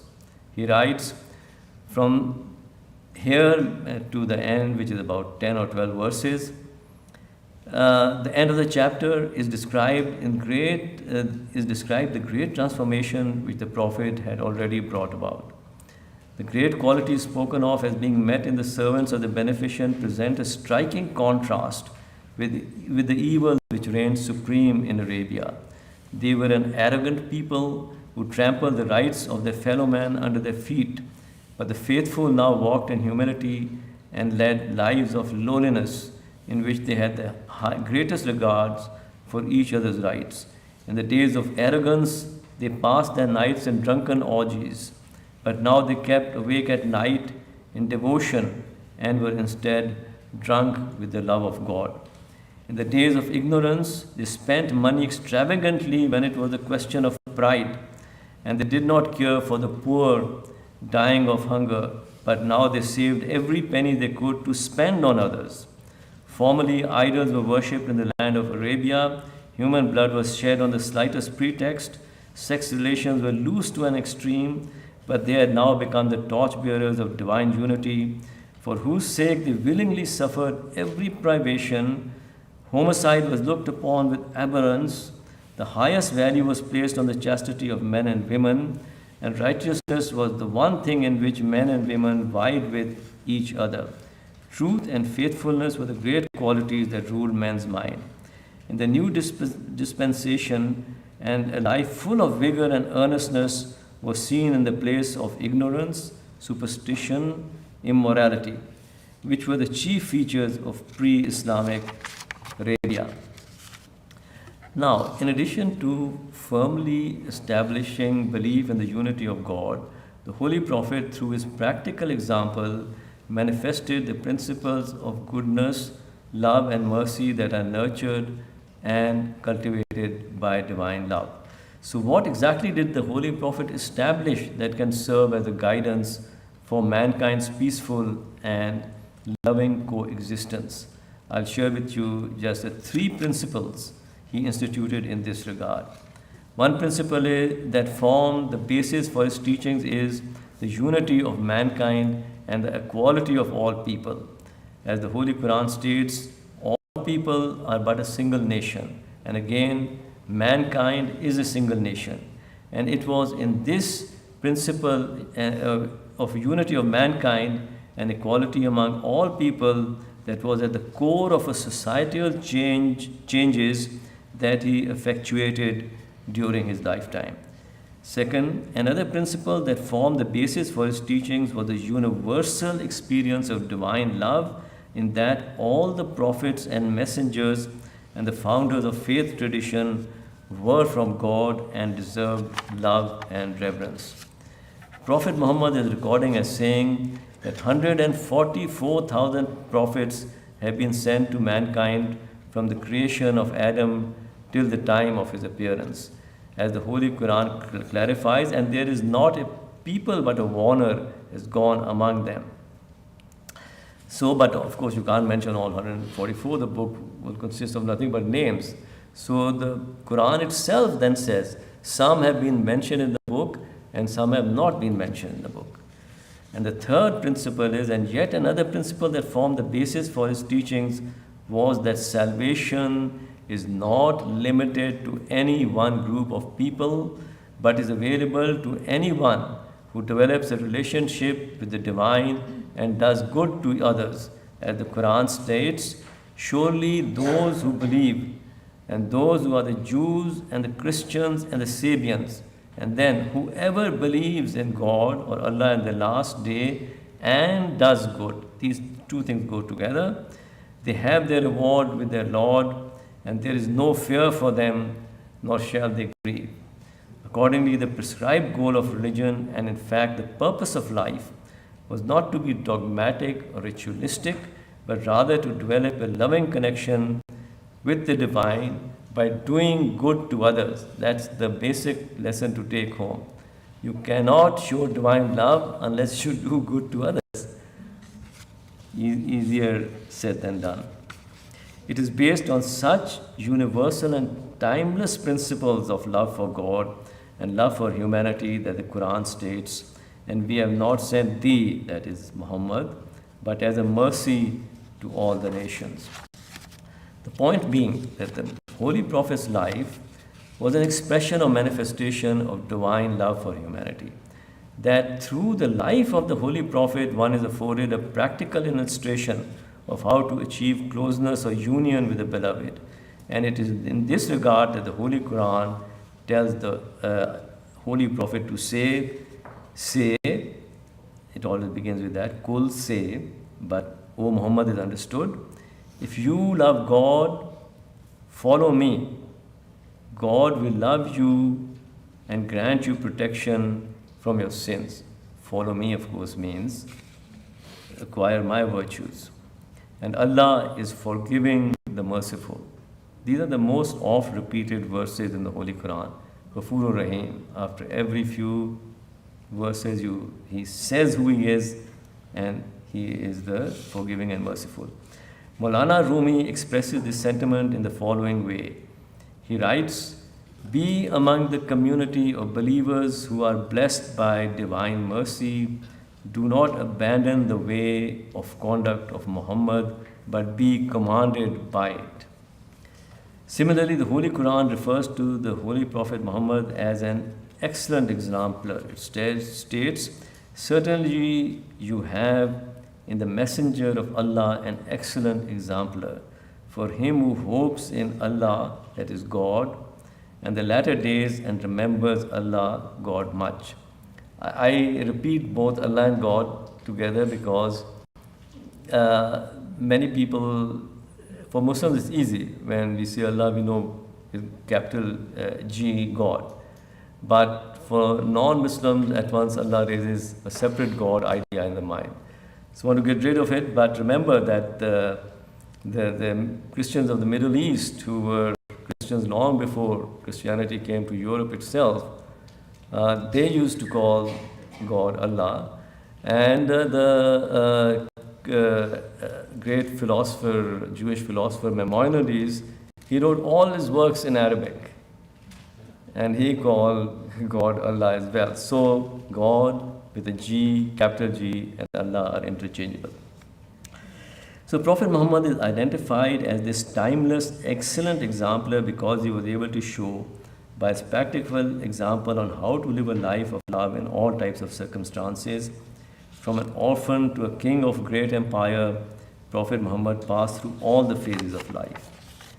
If he had not been a laborer, he would not have revealed the value and integrity in working with one's own hands and earning an honest living. If he had not in his youth organized grassroots campaigns to serve the poor and protect the weaker among the members of society, he could not have been an inspiration to socially conscious community organizers. If he had not married, he would have left people unguided in practically half of their daily interactions and could not have shown how to be a kind and affectionate spouse and parent. At this point, I would like to also just add one thing. In this society in which you could have as many wives as you liked, Holy Prophet Muhammad, from his first marriage to Hazrat Khadija, 15 years old, his senior, till she died, he had only one wife. He never kept a slave. Once his wife did give a slave to him, immediately, he freed him. And that is why the Quran says, the greatest good you can do is those who free the slaves. So this is called practical expressions of divine love. Then if he had not served as a soldier in the field of battle, he could not have been an exemplar for a soldier laying down his life in the cause of truth, justice, and freedom. He did not have a standing army. There was no standing army in early Islam. It was all a volunteer army. He used to ask for volunteers. Those who came fought. If somebody wanted to leave, as some did, they left. No court martial. It was just the spoken word which bound them to the Holy Prophet. If he had not been the head of an armed force, he could not have served as an example for a responsible general or an accountable commander-in-chief. If he had not formed rules and regulations for his community, he could not have been regarded as an exemplar for a conscientious legislator. If he had not been in a position to decide disputes among people, he could not have served as a model for an impartial judge or effective mediator. And if he had not had lifelong friends, he could not have shown the beauty in true and trusted companionship. And if he had not been persecuted by tyrants and then overcome his persecuting enemies and then forgiven them without enforcing any punishment against them, he could not have practically illustrated the lessons on compassion, mercy, and forgiveness that are contained in all the revealed scriptures. So it was due to the diversity of the Prophet Muhammad's life experiences and his practical application of love, mercy, and goodness that he is regarded as an excellent exemplar and, as a result, a mercy to all mankind. I'll end by sharing with you a beautiful analogy about the Holy Prophet Muhammad presented in the Holy Quran. It is in reference to the Miraj, or the spiritual ascension of the Holy Prophet, an account of the Holy Prophet's ascension to the heavens, where he passes through various levels of heaven, meeting angels and formal prophets, until he is united with the divine.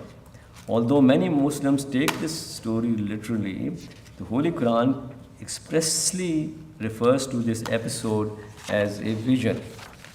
Regardless of whether one interprets it as a physical event or of a spiritual experience, a beautiful analogy is presented in describing the status of the Prophet Muhammad in verses 5 to 9 of chapter 9. One mighty in power has taught him, the Lord of strength. So he, that is Muhammad, attained to perfection, and he, Muhammad, is in the highest part of the horizon. Then he, Muhammad, drew nearer yet. So he, Muhammad, became as a cord between two bows, or closer still.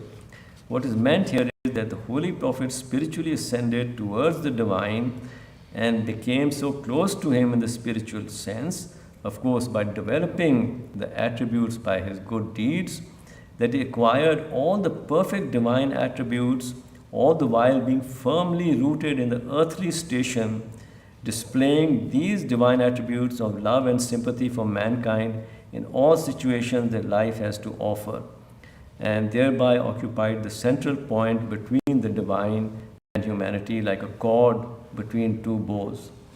The lesson being that the Holy Prophet's life serves as a means by which one treads on the path of love and achieve a state of spiritual life, a rebirth, whereby one is spiritually united with the divine. Maulana Rumi expresses this sentiment by stating, "Love is the path of my prophet. I was born through love. Love is my mother. This love is hidden in my veil, hidden from my unfaithful nature. I wasn't born from a mother. This love gave birth to me. Marvel, 1,000 blessings on this motherly love." I'll end here. Thank you very much for listening to me. Peace be upon you, and may the peace and blessings of Allah be upon the beloved Prophet Muhammad. Thank you very much.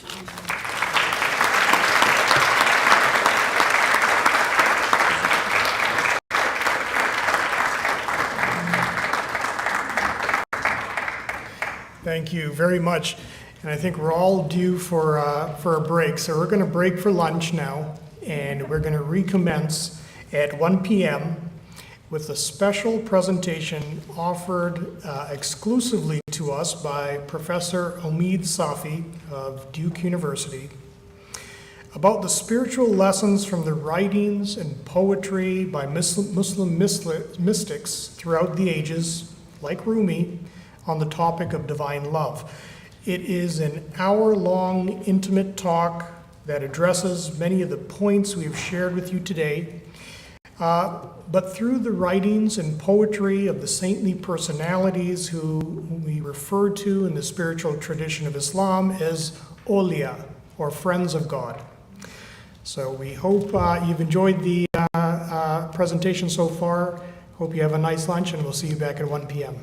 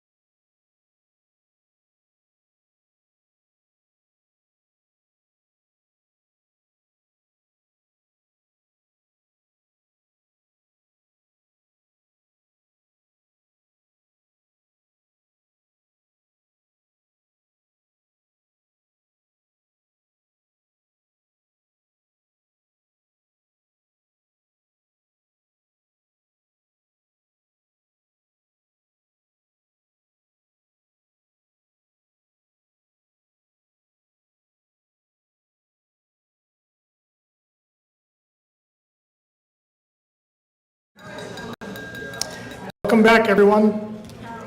I hope everyone enjoyed the meal.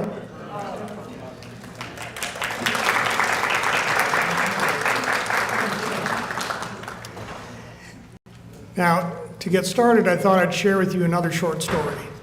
Now, this one is about a young lady who met a guy, and the guy ended up proposing to her.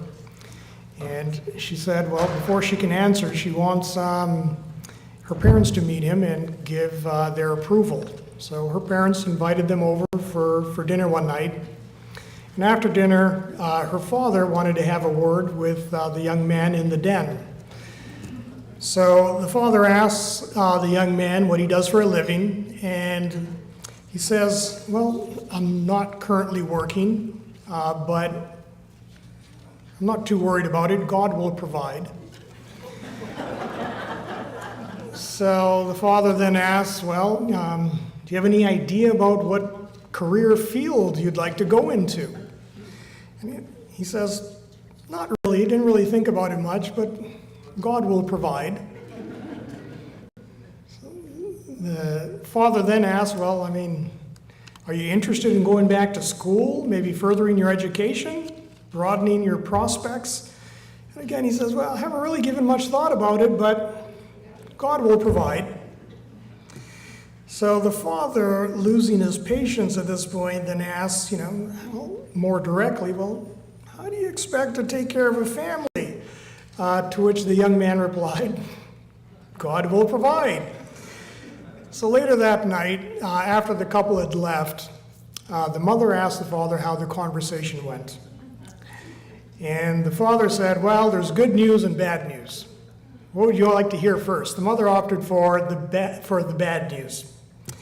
So the father said, well, he has no job, no plan on getting a job, or even knowing what field he'd like to go in. He has absolutely no direction in life and is clearly incapable of taking care of a family. The mother says, what's the good news? He says, well, apparently he thinks I'm God.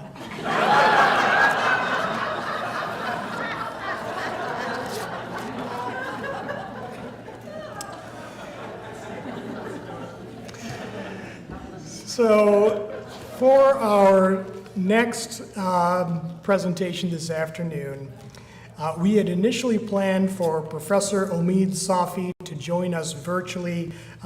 He's actually attending his father's 85th birthday this weekend, so we thought it best that he record his presentation so that we can simply play it for you all. Now, as I mentioned, Professor Safi has prepared for us it's an hour-long talk that explores the concept of divine love from the Islamic spiritual tradition through the writings and poetry of Muslim mystics like Rumi. Professor Safi is the director of Duke University's Islamic Studies Center. He specializes in the study of Islamic mysticism and contemporary Islam. He frequently writes on liberationist traditions of Dr. King and Malcolm X, and he is committed to those traditions that link together love and justice.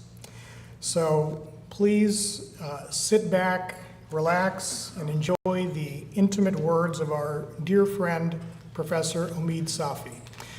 He actually sent two files. One is a 1-minute welcome, thank you, and then the other is an hour-long lecture. So I'm going to play both, and perhaps we can dim the lights a little bit so everyone can see a little clearer.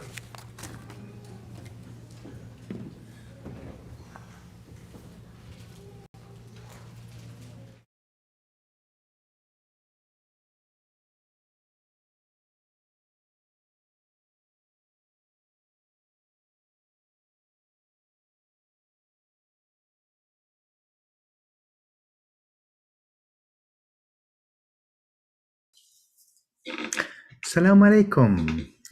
Thank you so much for this kind invitation to be with you all and the whole community of friends in Ohio and other friends who might be watching this later on. I am truly touched and honored to be invited by you to share some words about the teachings of love, of compassion, of mercy that are at the heart of our beautiful tradition.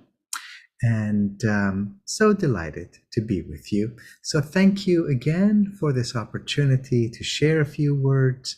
And I'm honored by your time, your attention, and your presence, inshallah.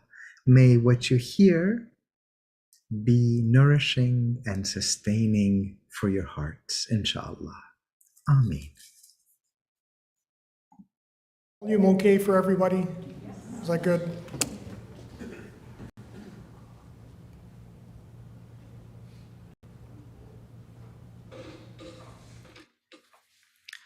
بسم الله الرحمن الرحيم والصلاة والسلام على أشرف المخلوقات والسيد المرسلين.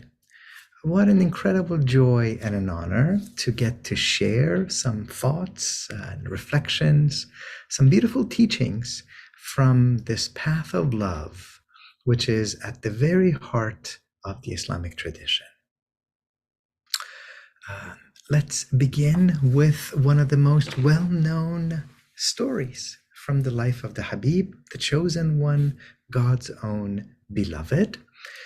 We are told that one day the Prophet is sitting around with his friends, his companions, and all of a sudden there is a stranger who comes into their midst, and he comes right up to the Prophet and sits knee to knee, thigh to thigh, in a position of great familiarity.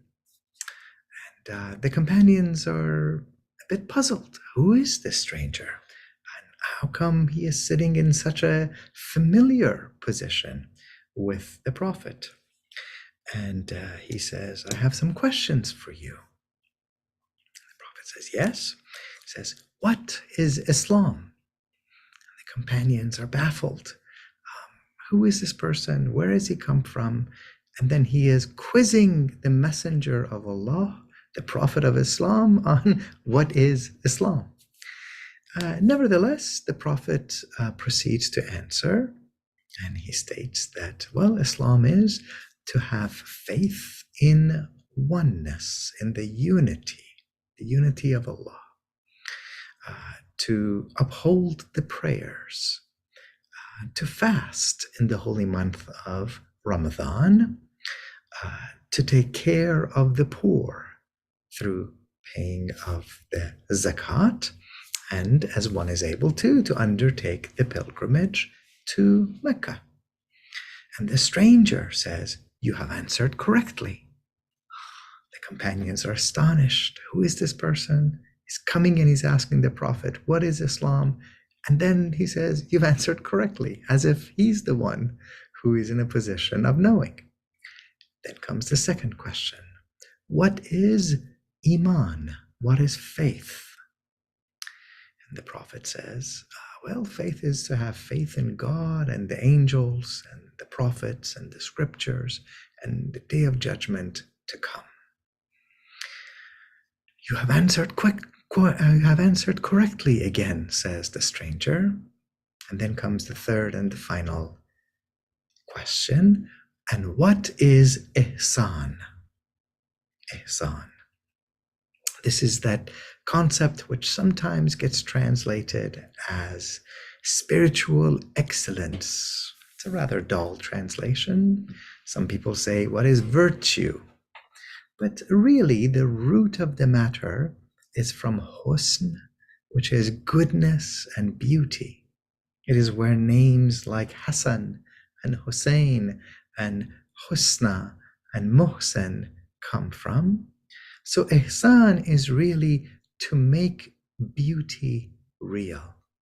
It's the actualization, the realization of goodness and beauty.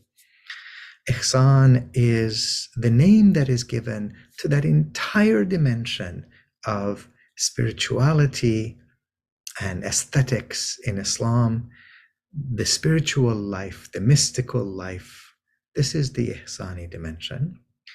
And the Habib, the chosen one, alayhi salatu wassalam, says, well, ihsan is to adore God, to worship Allah as if you see him. And if you don't, to remember that Allah nevertheless sees you. To worship God as if you see Allah. And if you don't, to remember that Allah nevertheless sees you. A third time, the stranger wearing white head to toe says, "You have answered correctly." And he gets up and he essentially poofs. He walks out and no one can catch up with him. And then the Habib, the chosen one, alayhi salatu wassalam, says, that was Jibreel, the archangel Gabriel, who has come to teach you your faith. This hadith is featured very prominently in the life of the Blessed One and in the hadith collections, and the order of the questions itself is also important. We begin the religious life with Islam, with doing what is required of us, to pray, to fast, to go on the pilgrimage. And then above that is the level of faith, where these become realities in our heart. There's a passage in the Quran where a group of nomads come to the Prophet and they ask him to bear witness that they have faith. And the Prophet is made to answer to them, not quite yet. You are doing the Islam part. You are submitting yourself to Allah. You are performing the rituals properly, but you haven't yet attained to faith. And above Islam and above Iman is the level of goodness, the level of beauty, the level at which loveliness permeates the whole of our being. We can all think of people who religiously might perform everything that is asked of them, but they don't have kindness, they don't have gentleness, they may not yet have attained to loveliness. And that quality of ihsan is really the subject of our whole discussion. This is that love dimension which characterizes our whole faith. It's the goal, it's the aspiration, it's what we yearn for, what we long for. To adore God as if we see Him. And if we don't, and there's many sages who have read that same saying to mean, but you do.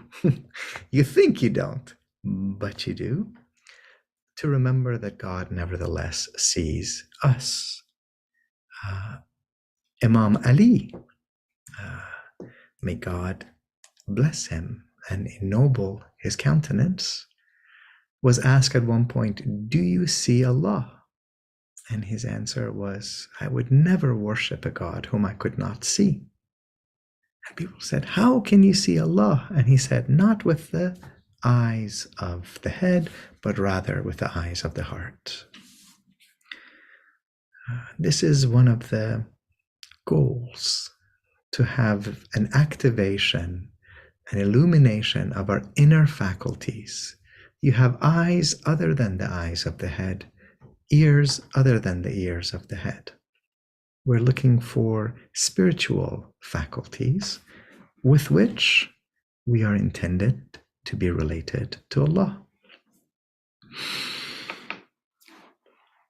And this love-based dimension of Islam is ultimately designed to take us to that divine presence directly, immediately.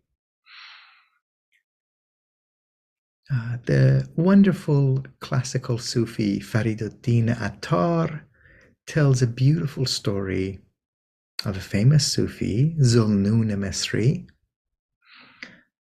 Zulnoon the Egyptian, one of the classic friends of Allah from the early period.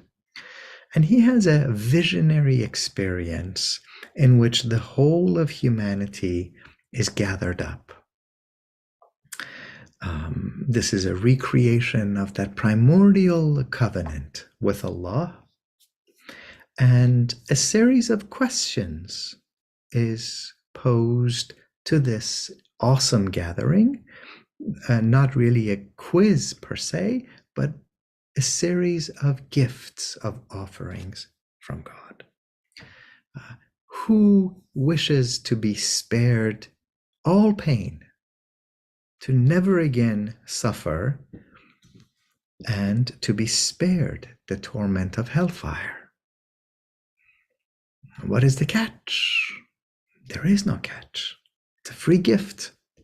So people look around, and about 90% of the people think to themselves, wow, to be spared pain, no more suffering, no more heartache, no more agonizing over losing loved ones, no more your knee and your back hurting, no more the fear of damnation in hellfire. Sounds pretty good. So 90% of them put up their hands and they wait and they wait, and the voice of Allah comes, it is granted unto you. You may leave. So they leave. The gathering shrinks. The voice of Allah comes a second time. Who here wishes to attain to my loftiest garden?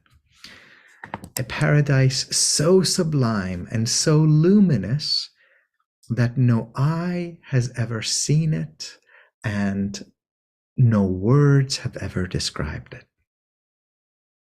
Wow. To attain to that level of paradise, even beyond any descriptions that we have ever heard, that sounds sublime. So of those who are left, 90% of them raise their hand. They wait to see what's coming. It is granted unto you. You may leave. So they leave. And Zulnoon says that by that time, there was just a very small handful of people left, the ones who had turned down the opportunity to be spared pain and suffering, and the ones who had turned down the offer, the promise of the most sublime paradise. And this handful of people now experience the voice of Allah coming to them majestically in a thunderous voice. I gave you deliverance from all pain, salvation from hellfire. You chose it not. I gave you my supreme pleasure, the highest realm of paradise. You chose it not. What have you come here for? And these few people left lower their heads in humility, and they say simply, we did not come to be spared hellfire, and we did not even come for paradise. We came for you. Now the voice of Allah comes to them in a gentle way, and he says, in that case, I am yours.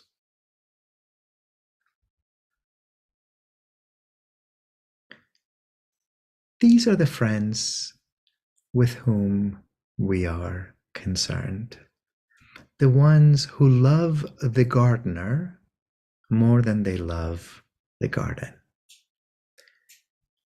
The ones who are in it for the sake of Allah, even beyond the promise of paradise and salvation. And this is a proud tradition in our beautiful faith.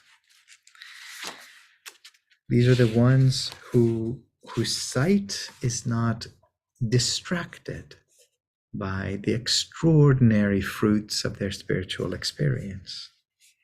So we hear the prayer of friends like Rabia, Hazrat Rabia, probably the most famous female mystic that we have had in our tradition. And she says the following, this is her famous prayer. O Lord, if I worship you for fear of hell, burn me in that hell.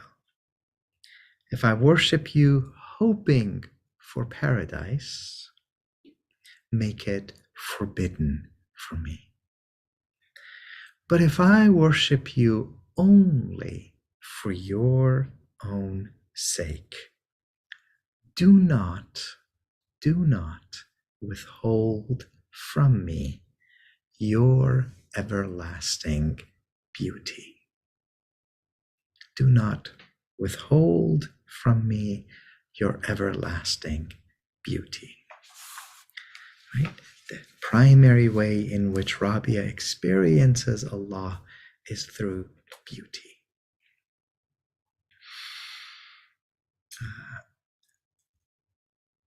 We get some extraordinary accounts in the lives of these saints of the way in which they come to experience Allah. Of course, we know that in the Quran Sharif, we are told that Allah is closer to you than the beating of the heart, than the jugular vein. That Allah comes between a person and their heart. Allah mingles inside your consciousness. There's a charming story that Rabia is walking by one day. We're told that she's walking past a mosque, a church, a temple. It's not very clear. And there's a preacher sitting on the pulpit. And the preacher is stating that account, which is so well known from many scriptures. You hear versions of this in the Gospels. Ask, and it shall be granted unto you. Knock, and it shall be opened unto you. And Rabia sticks her head in and says, "What did you say?" And this preacher was perhaps just a little annoyed that this woman has interrupted his eloquent sermon. Says, "Woman, I said, knock, and it shall be opened unto you." And Rabia says, "Fool, the door is never closed. The door is never closed." A few centuries later, Maulana Rumi, who has grown up with these stories, he knows Rabia's teachings. He pays the ultimate compliment to Rabia by taking her insight and going even further with it. So he has a beautiful quatrain in which he says, "My friend, you have spent your entire existence knocking and knocking and knocking at God's door. My beloved, you are knocking from the inside. You are already within the divine presence. And you keep knocking at this door to open when you're already home. There is nothing outside of Allah. How could there be? How could anything have an independent existence outside of Allah? If anything existed outside of Allah, it would be another God. So that's why we get South Asian Sufis from the Chishti tradition that say things like, God is closer to you than the ocean is to the fish. God is closer to you than the ocean is to the fish. There's a beautiful passage that touches on this theme in the Quran, Wallahu min wara'ihim muhit. And God embraces you, God wraps around you from the behind. And that word muhit also has a meaning of ocean. So God oceanically wraps around you. And that's an important insight, that on this path, we can start to let go of the notion of directionality, of this myth that somehow God is somehow to be found out there, or perhaps in some putative future. Instead, God is to be found here and now, always and forever. That the divine is not simply to be experienced in the afterlife, in the heavenly realm, in the celestial realm. Here and now, where you are, where we are, we can come to experience Allah.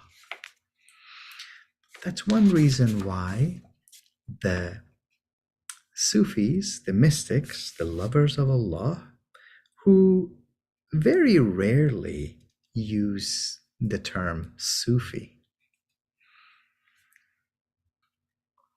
But one of the terms that they do use for themselves is Ibnul Waqt, Bintul Waqt, a child of the moment, a child of the eternal now. That's a beautiful teaching for us to reflect on. A child of the eternal now. We live in this very eternal moment. We have risen above that mistake of constantly dwelling on what happened to us in the past, perhaps being worried about some pain or some suffering that happened to us back then and there. But nor are we simply waiting for some future to come, some otherworldly reward to come. Here and now, we are. Here and now, in this eternal moment, we come to experience God.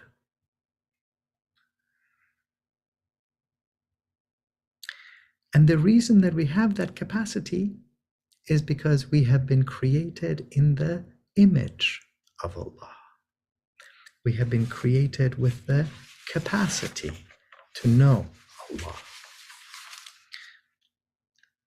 According to the Quran, وَنَفَخْتُ فِيهِ مِنْ رُوحِي, God states that He breathed something of His Spirit into us.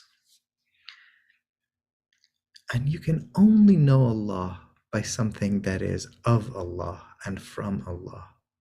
And that something is the Spirit. And the seat of the Spirit, the throne of the Spirit, is the heart. The heart in Western imagination sometimes is taken as an organ of perhaps a flesh that pumps blood, or in some cases it's taken simply as the seat of your sentimentality. But not so in our tradition. In our tradition, emotions and sentimentality are embraced and honored. They too have a role. But the heart is the seat of the Spirit. And so the Habib, the chosen one, alayhi salatu wasalam, says, indeed, in the body there's a piece of flesh, heart. If it is sound, the whole being is sound. And if it corrupts, then the whole being is corrupt. And that is the heart, he says. This ability to be present here and now, to give our full and complete attention.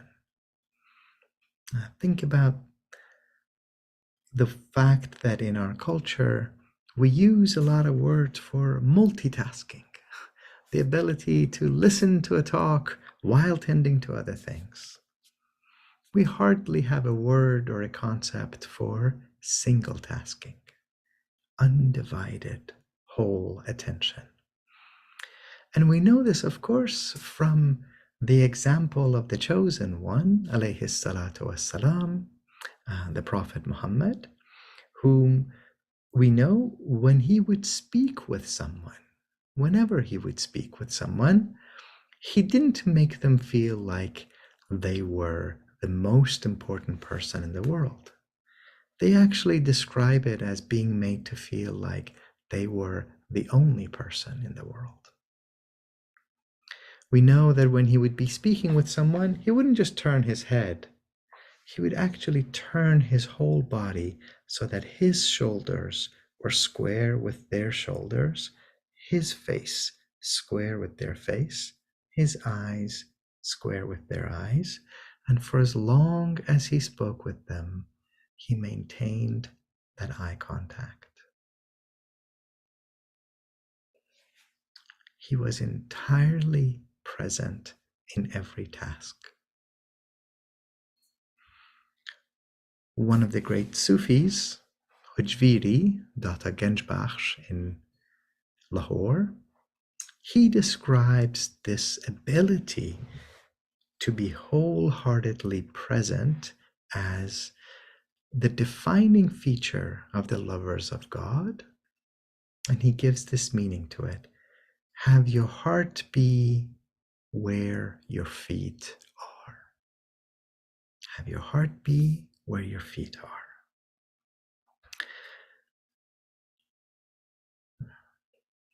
It's an antidote to the culture of scatteredness that abounds around us.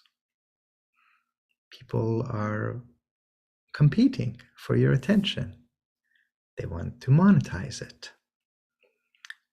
You can get on any of the apps that many of us have, and you scroll and you scroll and you scroll, and next thing you know, an hour has gone by. And what has happened to your one wild and precious life? You will never get to the bottom of Instagram where Instagram will say, that's it, Omid. You read them all. You read all the posts. There's no more. That will never happen. It's an endless doom scrolling. Instead, what we're called to do is to cultivate the sense of being present, being attentive, and being whole. And we have a training for this. The training for this, oftentimes in many of our spiritual traditions, is connected to disciplining and training the breath. The breath is the connection between the body and the spirit. By the breath, we do not simply mean air. It's not the simple process of breathing, though it's connected to it. It's the attentiveness, the consciousness that suffuses the breath. That's the reason why in our tradition, words like nafas, breath, and nafs, soul, are so closely related. Maulana Rumi at one point says, wherever you are, be the soul of that place. Wherever you are, sanctify that place with your whole being. So your being can be like a light. That when you enter a space, people notice that something has shifted. If you are present to yourself, if you're present to Allah, then people receive the inspiration to be present to themselves and present with Allah. There's a majestic line of poetry from Maulana Rumi.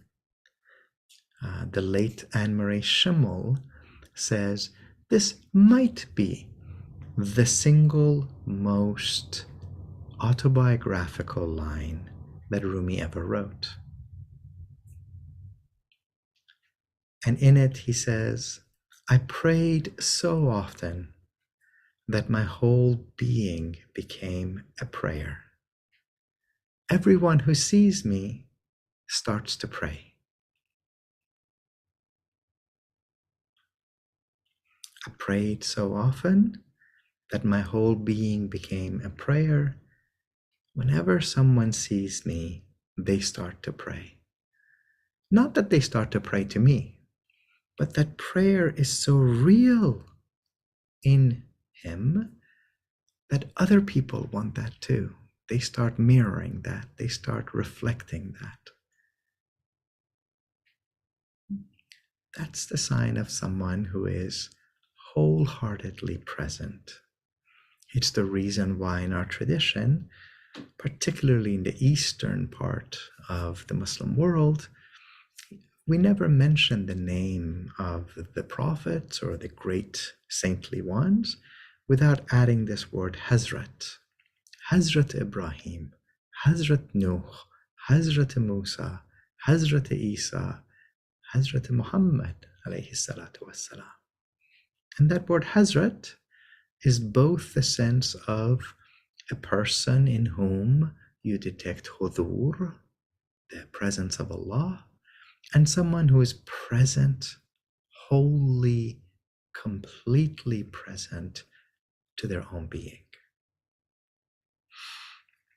And when you are present to your heart, that throne of the Spirit,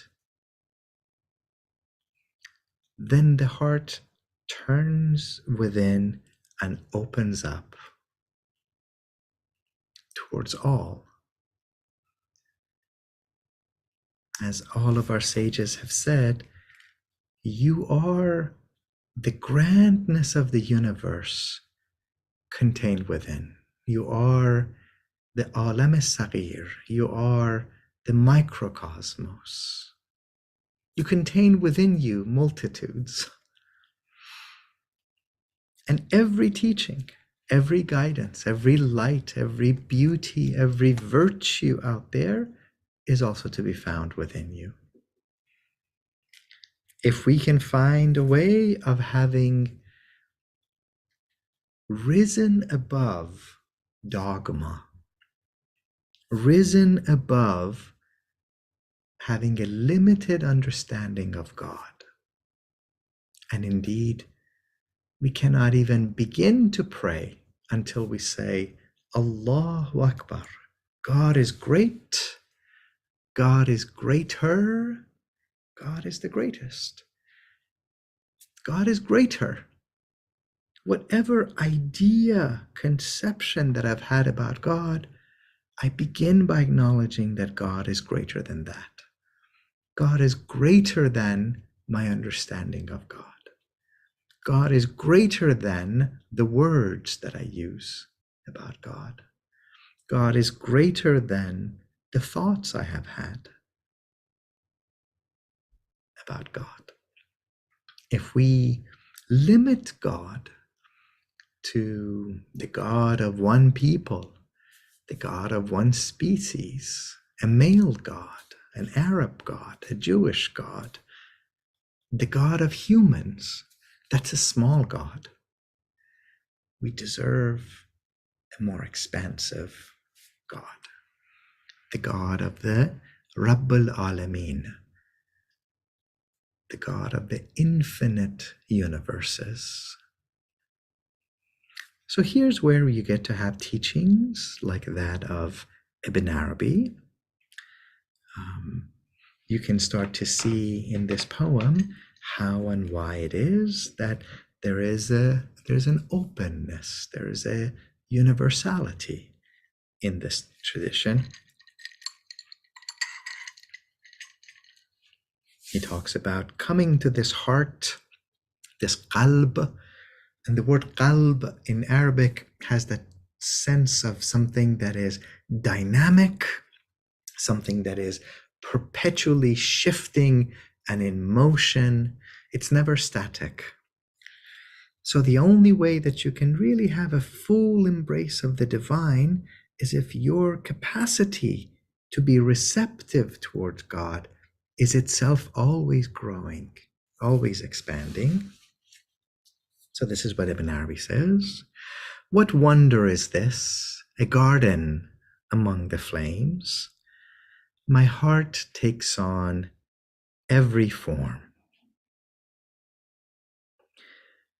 A pasture for gazelles, a cloister for monks, the idol's temple, a Kaaba for the circling pilgrim, the Torah's tables, and the Quran's pages. I follow the religion of love. Whichever way this caravan turns, I turn. This love is my religion, this my faith.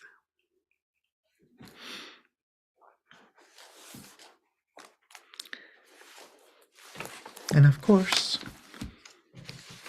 this intense and passionate love is connected to the chosen one, to the Habib. Because after all, the Habib, the Prophet Muhammad alayhi salatu wasalam, is God's own beloved. If God is the God of the infinite universes, Alhamdulillah Rabbil Alameen, praise be to the cherishing, sustaining Lord of the infinite galaxies and universes, seen and unseen, then the Habib alayhi salatu wasalam is Rahmatun lil Alameen. He is that being sent as a mercy, not only to the Quraysh, not only to Arabs, not even just to Muslims or humanity, as many universes as there are, the Habib alayhi salatu wasalam has been sent as a mercy to all of them, seen and unseen. That's why he is the first born of creation. The Nur Muhammad, the light of Muhammad, is the very first thing that Allah created. It's for that reason that Ibn Arabi identifies him as Ra'sul Muhibbin, the chief of the lovers of God. If you claim to love Allah, He is our chief. And it is under His banner that we gather. Let's come back to this notion of this dynamic way of thinking about Allah, of being, in fact, with Allah. One of the great Sufis, Abu Nu'aym Isfahani, says at one point, my God, my Lord, in public, I call you Lord. But when we're alone together, I call you my beloved. In public, I call you Lord, but in private, I call you my beloved. It's this ability to shift registers, right? Ours is in some ways an age of public declaration of everything. The line between public and private is quite blurred. And there's a temptation to have everything be a hashtag something. But not so much for our Sufi friends. There's also a notion of adab, of courtesy. Courtesy in recognizing that everyone is on their own journey and that somebody else is on a path that might be different than ours. So in public, you observe the decorum, the etiquette, the adab of the public, but in private, You call on God as the beloved. In fact, many of these Sufis speak about Allah as the Dost, the Yar, the friend. Every whirling dervish's performance, ceremony, ritual. This is the Mawlaviya, the Mevlevi order that traces itself back to Rumi. It begins with the line, Ya Hazrat Maulana, O Hazrat Maulana Rumi, Haq Dost, the friend of God, the friend of God. God is your friend. As Rumi says, if God is your friend, whom do you have to fear? And is it not the case that for the chosen one, alayhi salatu wassalam, the very last phrase that he ever uttered as he was taking his dying breath was Ar-Rafiq al-A'la, the highest friend, the highest companion. What is death other than the lifting of one last veil? Here we are with Allah. There we are with Allah. What room is there for fear or even hope for that matter? There's only being with Allah, being with the beloved.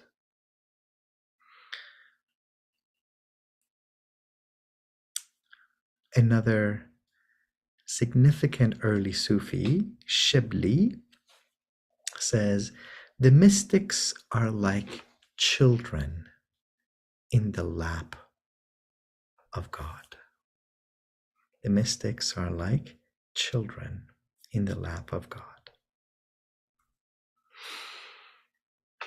So many teachings that one could share about these beautiful beings connected to the Habib, the chosen one, alayhi salatu wasalam, him connected to Allah.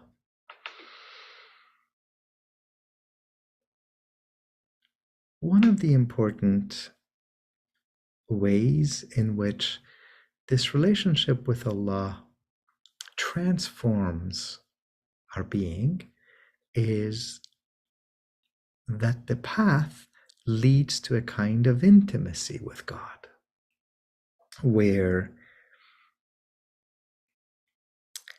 the vertical dimension, if you would, the Lord and servant dimension, never disappears, but it is supplemented, it is completed, perhaps, with this relationship of love, with this relationship of friendship.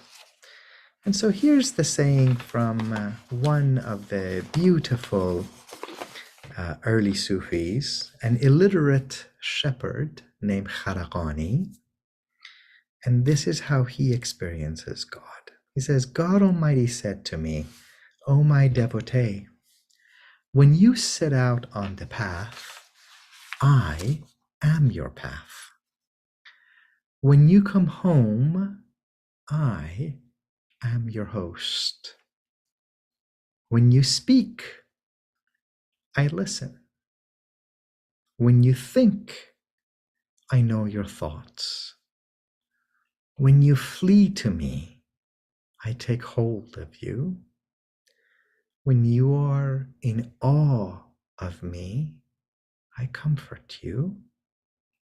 When you come to me in hope, I faithfully fulfill my promise. I am with you. You too, be with me. When you thrive, I am with you. And when you are ruined and broken, I am with you. When you thrive, I am with you. And when you are ruined and broken, I am with you. So one thing that is really extraordinary is that if you love Allah, you have to love the ones whose breath contains something of Allah. If you love Allah, you love the handiwork of Allah, the creation of Allah. There is no duality between the love of Allah and the love of humanity, of nature. Everything sings, everything praises God. In fact, in the Sufi tradition, there's nothing that you could call an inanimate object. Even rocks and stones have a soul. Maulana Rumi had this beautiful tradition. Whenever he would pick up a glass to drink, before he would drink, he would kiss it, and then he would drink. And people would say, Maulana, why are you kissing the glass? He would say, because it too has a John, has a soul, has a life force. He says, when you see rocks and plants, much less animals, to you they might appear to be things, but in the sight of Allah, they have a soul. So one of the beauties of this particular path is the way in which the love of Allah leads you to demonstrate that tenderness, that love, and indeed that concern for justice towards all. The love of Allah leads to the transformation of the eyes. It changes how we look upon creation. The transformation of the ears, what we hear. The transformation of the tongue, how we speak. The transformation of the hands, the work that we do and how we touch one another. The transformation of the belly, the sexual organs, of the feet, of all of us.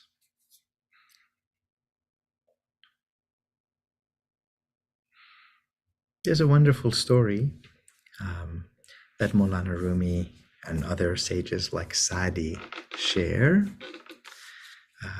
The story is told of a great Khalifa, a great Caliph, who has been listening to the great poet Majnun's famous love songs in praise of his beloved Layla.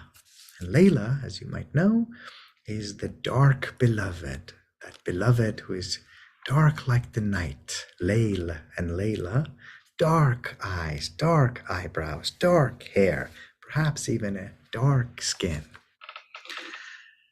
And Majnun is the love-crazed one. He's even forgotten his own name. He's only Layla's Majnun.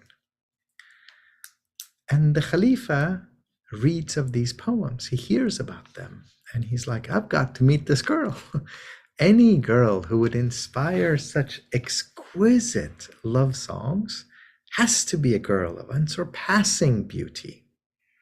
So he summons up Layla to his court, and just because he's the Khalifa and he can do that, to cover all the bases, in case there's one even more beautiful than her, he summons all the women from Layla's village to his court. So all day he's been tingling in excitement, getting to meet this Layla. And he walks into the court and sits down, and he looks at the gathering of women before him, and his eyes start scanning the room because he's sure that one of them is just going to surface above the other ones. But to his surprise, they all look pretty ordinary.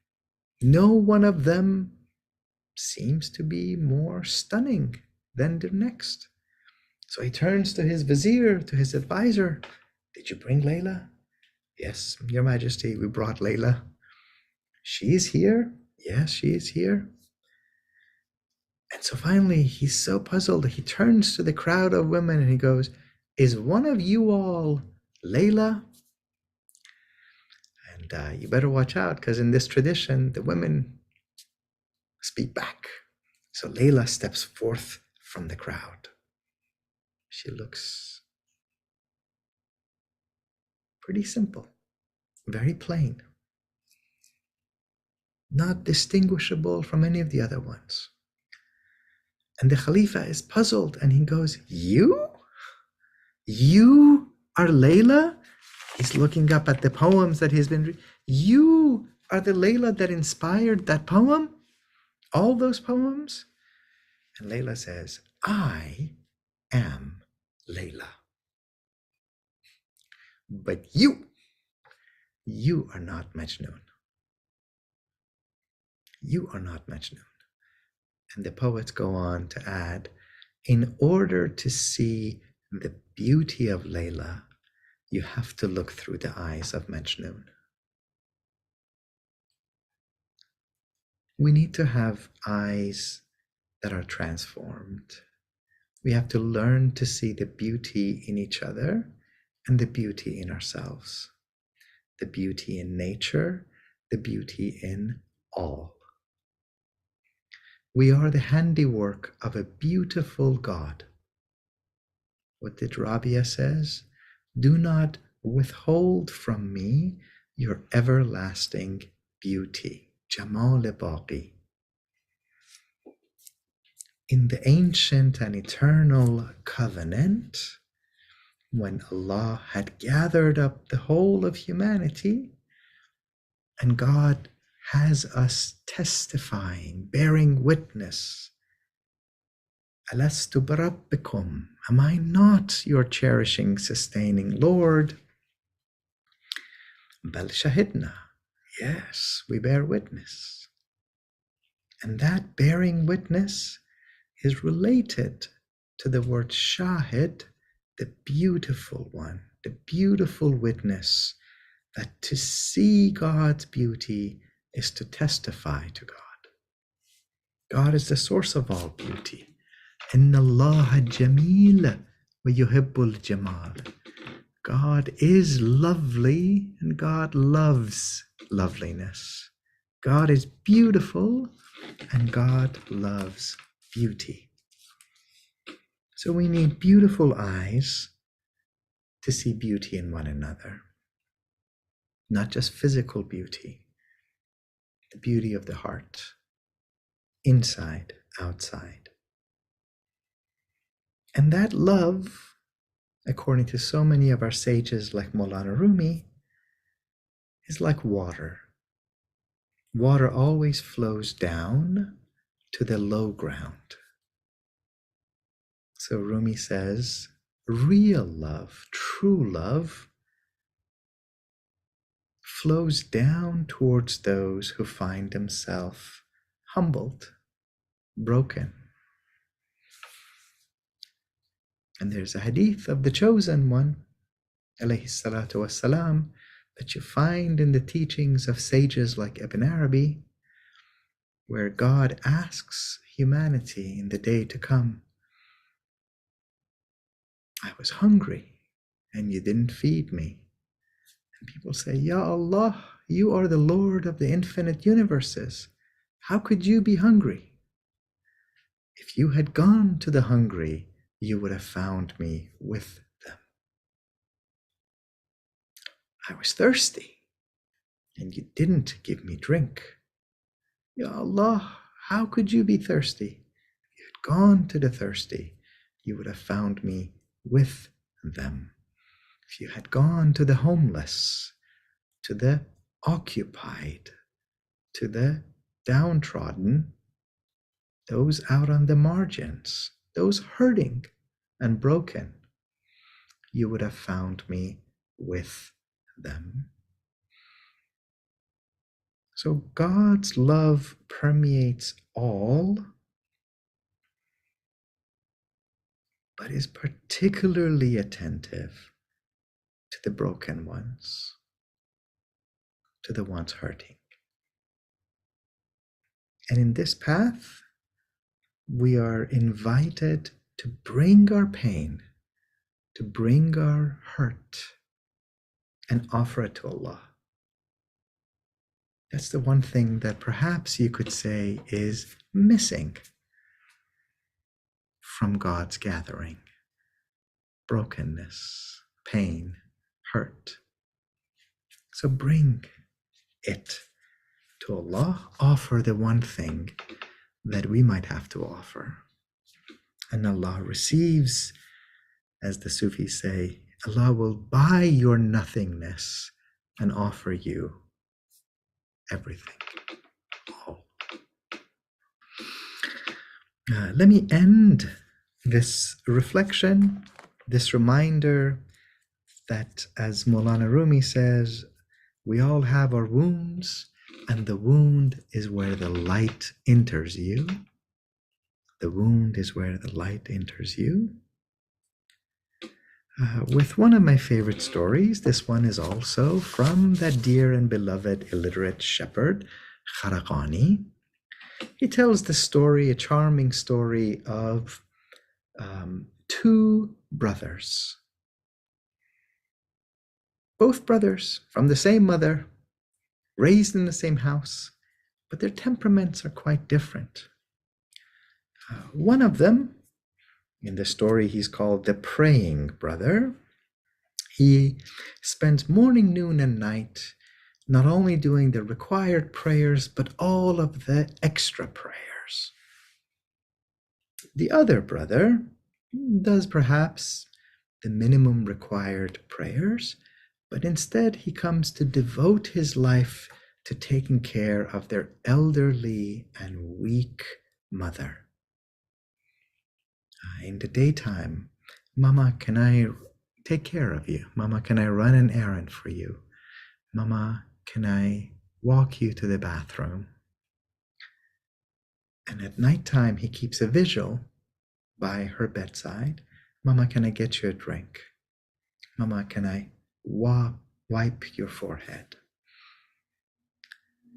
And then one day, the praying brother finally has a visionary experience of Allah, in which he hears the voice of Allah saying to him, congratulations, for the sake of your brother, I have decided to forgive both of you and admit both of you to my highest paradise. And the praying brother says, oh, Ya Allah, I have been hoping for this day all of my life. But clearly, Ya Allah, you are mistaken, because I think what you meant to say was, for my sake, because you see, I am the praying brother, for the sake of all of my prayers and my devotion, you have chosen to forgive my brother. And the voice of Allah comes firmly but gently. I'm pretty clear whom I am speaking with, because you see, all of those extra prayers that you did for me, I have no need of. But your mama needs you.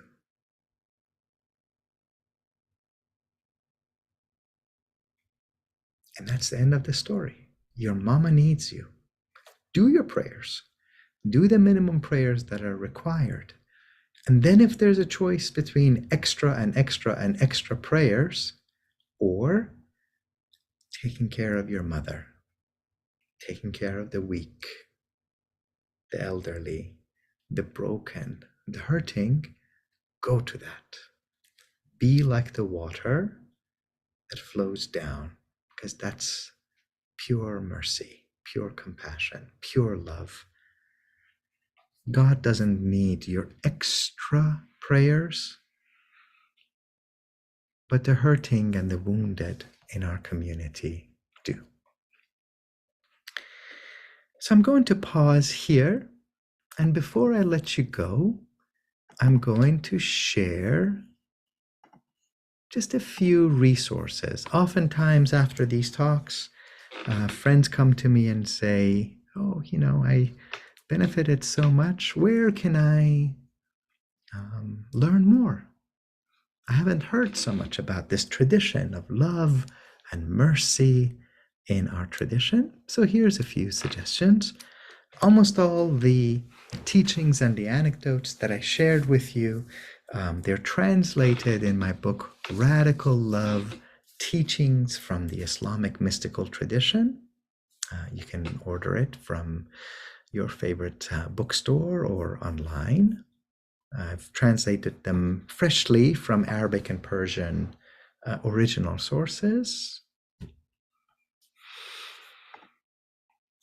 There are podcast opportunities. So there's a podcast I have called Sufi Heart. It's at the Be Here Now network.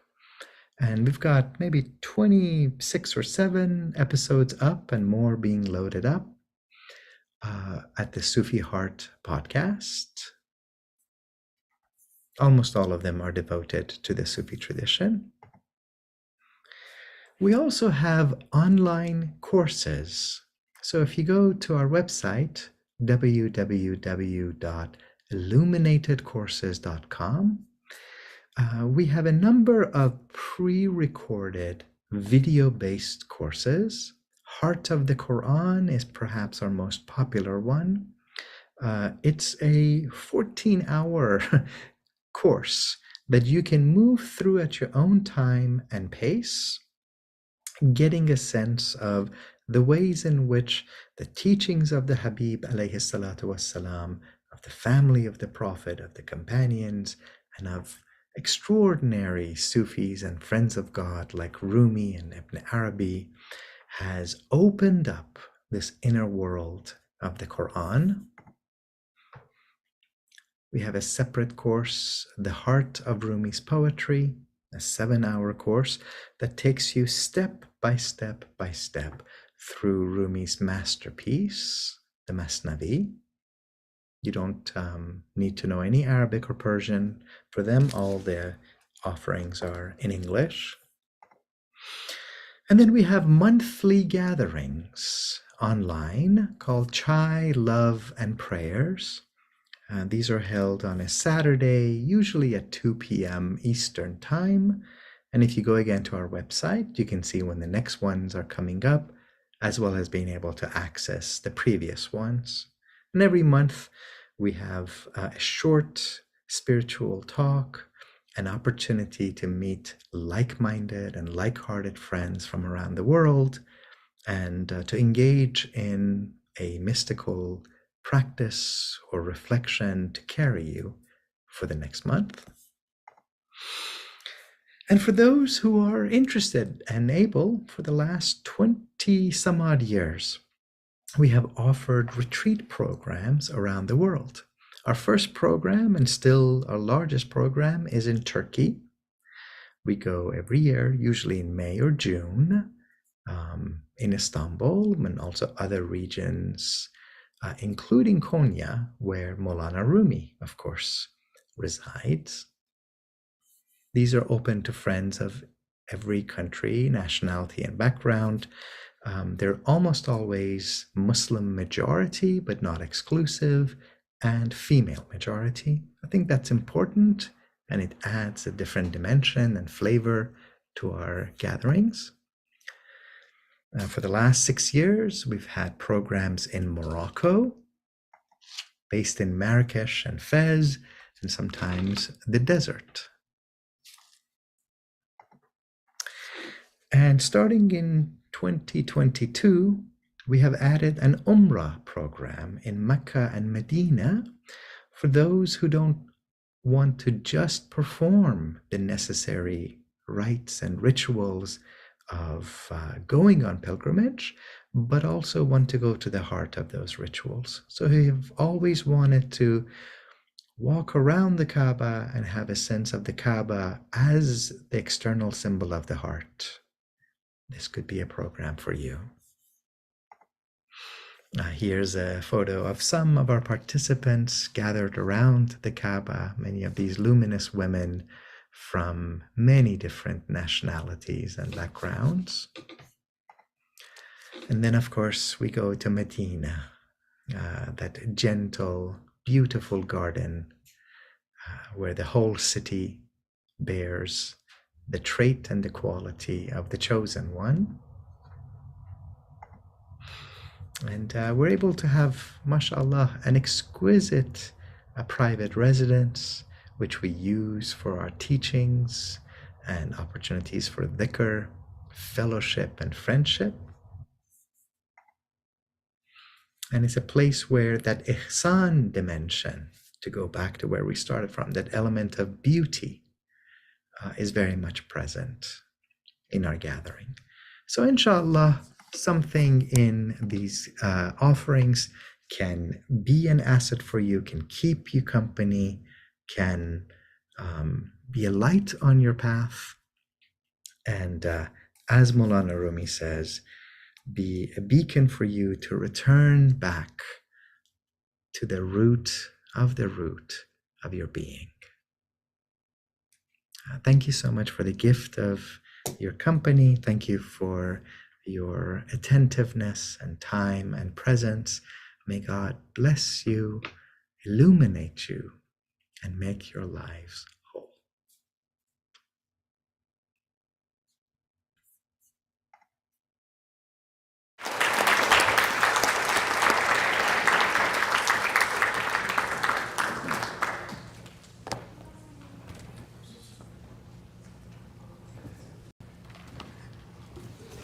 We are so very appreciative for our dear friend Omid Safi to prepare that wonderful talk specifically for our symposium. Well, this brings us to the end of the program today. We really hope that you enjoyed yourselves. I'm sure that many of you will find that the lessons that we presented today resonate with similar teachings from your own faith traditions. That is because these lessons on love are universal. They resound with truth from our very core. Now, I'd like to close by sharing with you a final story. This one is actually true, but I'm going to need a photo for this.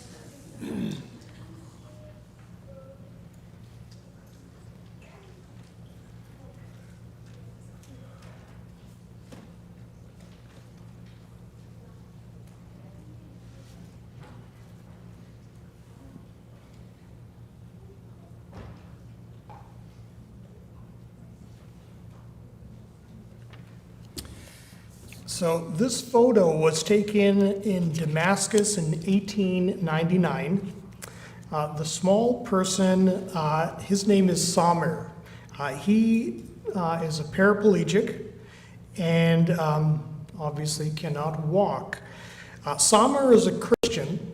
The person carrying him on his back, his name is Muhammad. He's a Muslim and he is blind. Now, Muhammad relies on Samir to tell him where to go. And Samir uses his friend's back to navigate the city streets. They were both orphans and lived in the same room. Samir had the gift of narration and told stories of 1,001 nights to customers of cafes in Damascus. And Muhammad sold pastries in front of the same cafe and liked to listen to his friend's stories. One day, when Muhammad returned to his room, he found that his companion had passed away. He wept and mourned for 7 straight days. And when asked why or and how they got along so well despite being of different religions, he simply said, "Here we are the same," pointing to his heart. So it is in this spirit of connecting hearts that we once again thank you for honoring us with your presence. Thank you so much.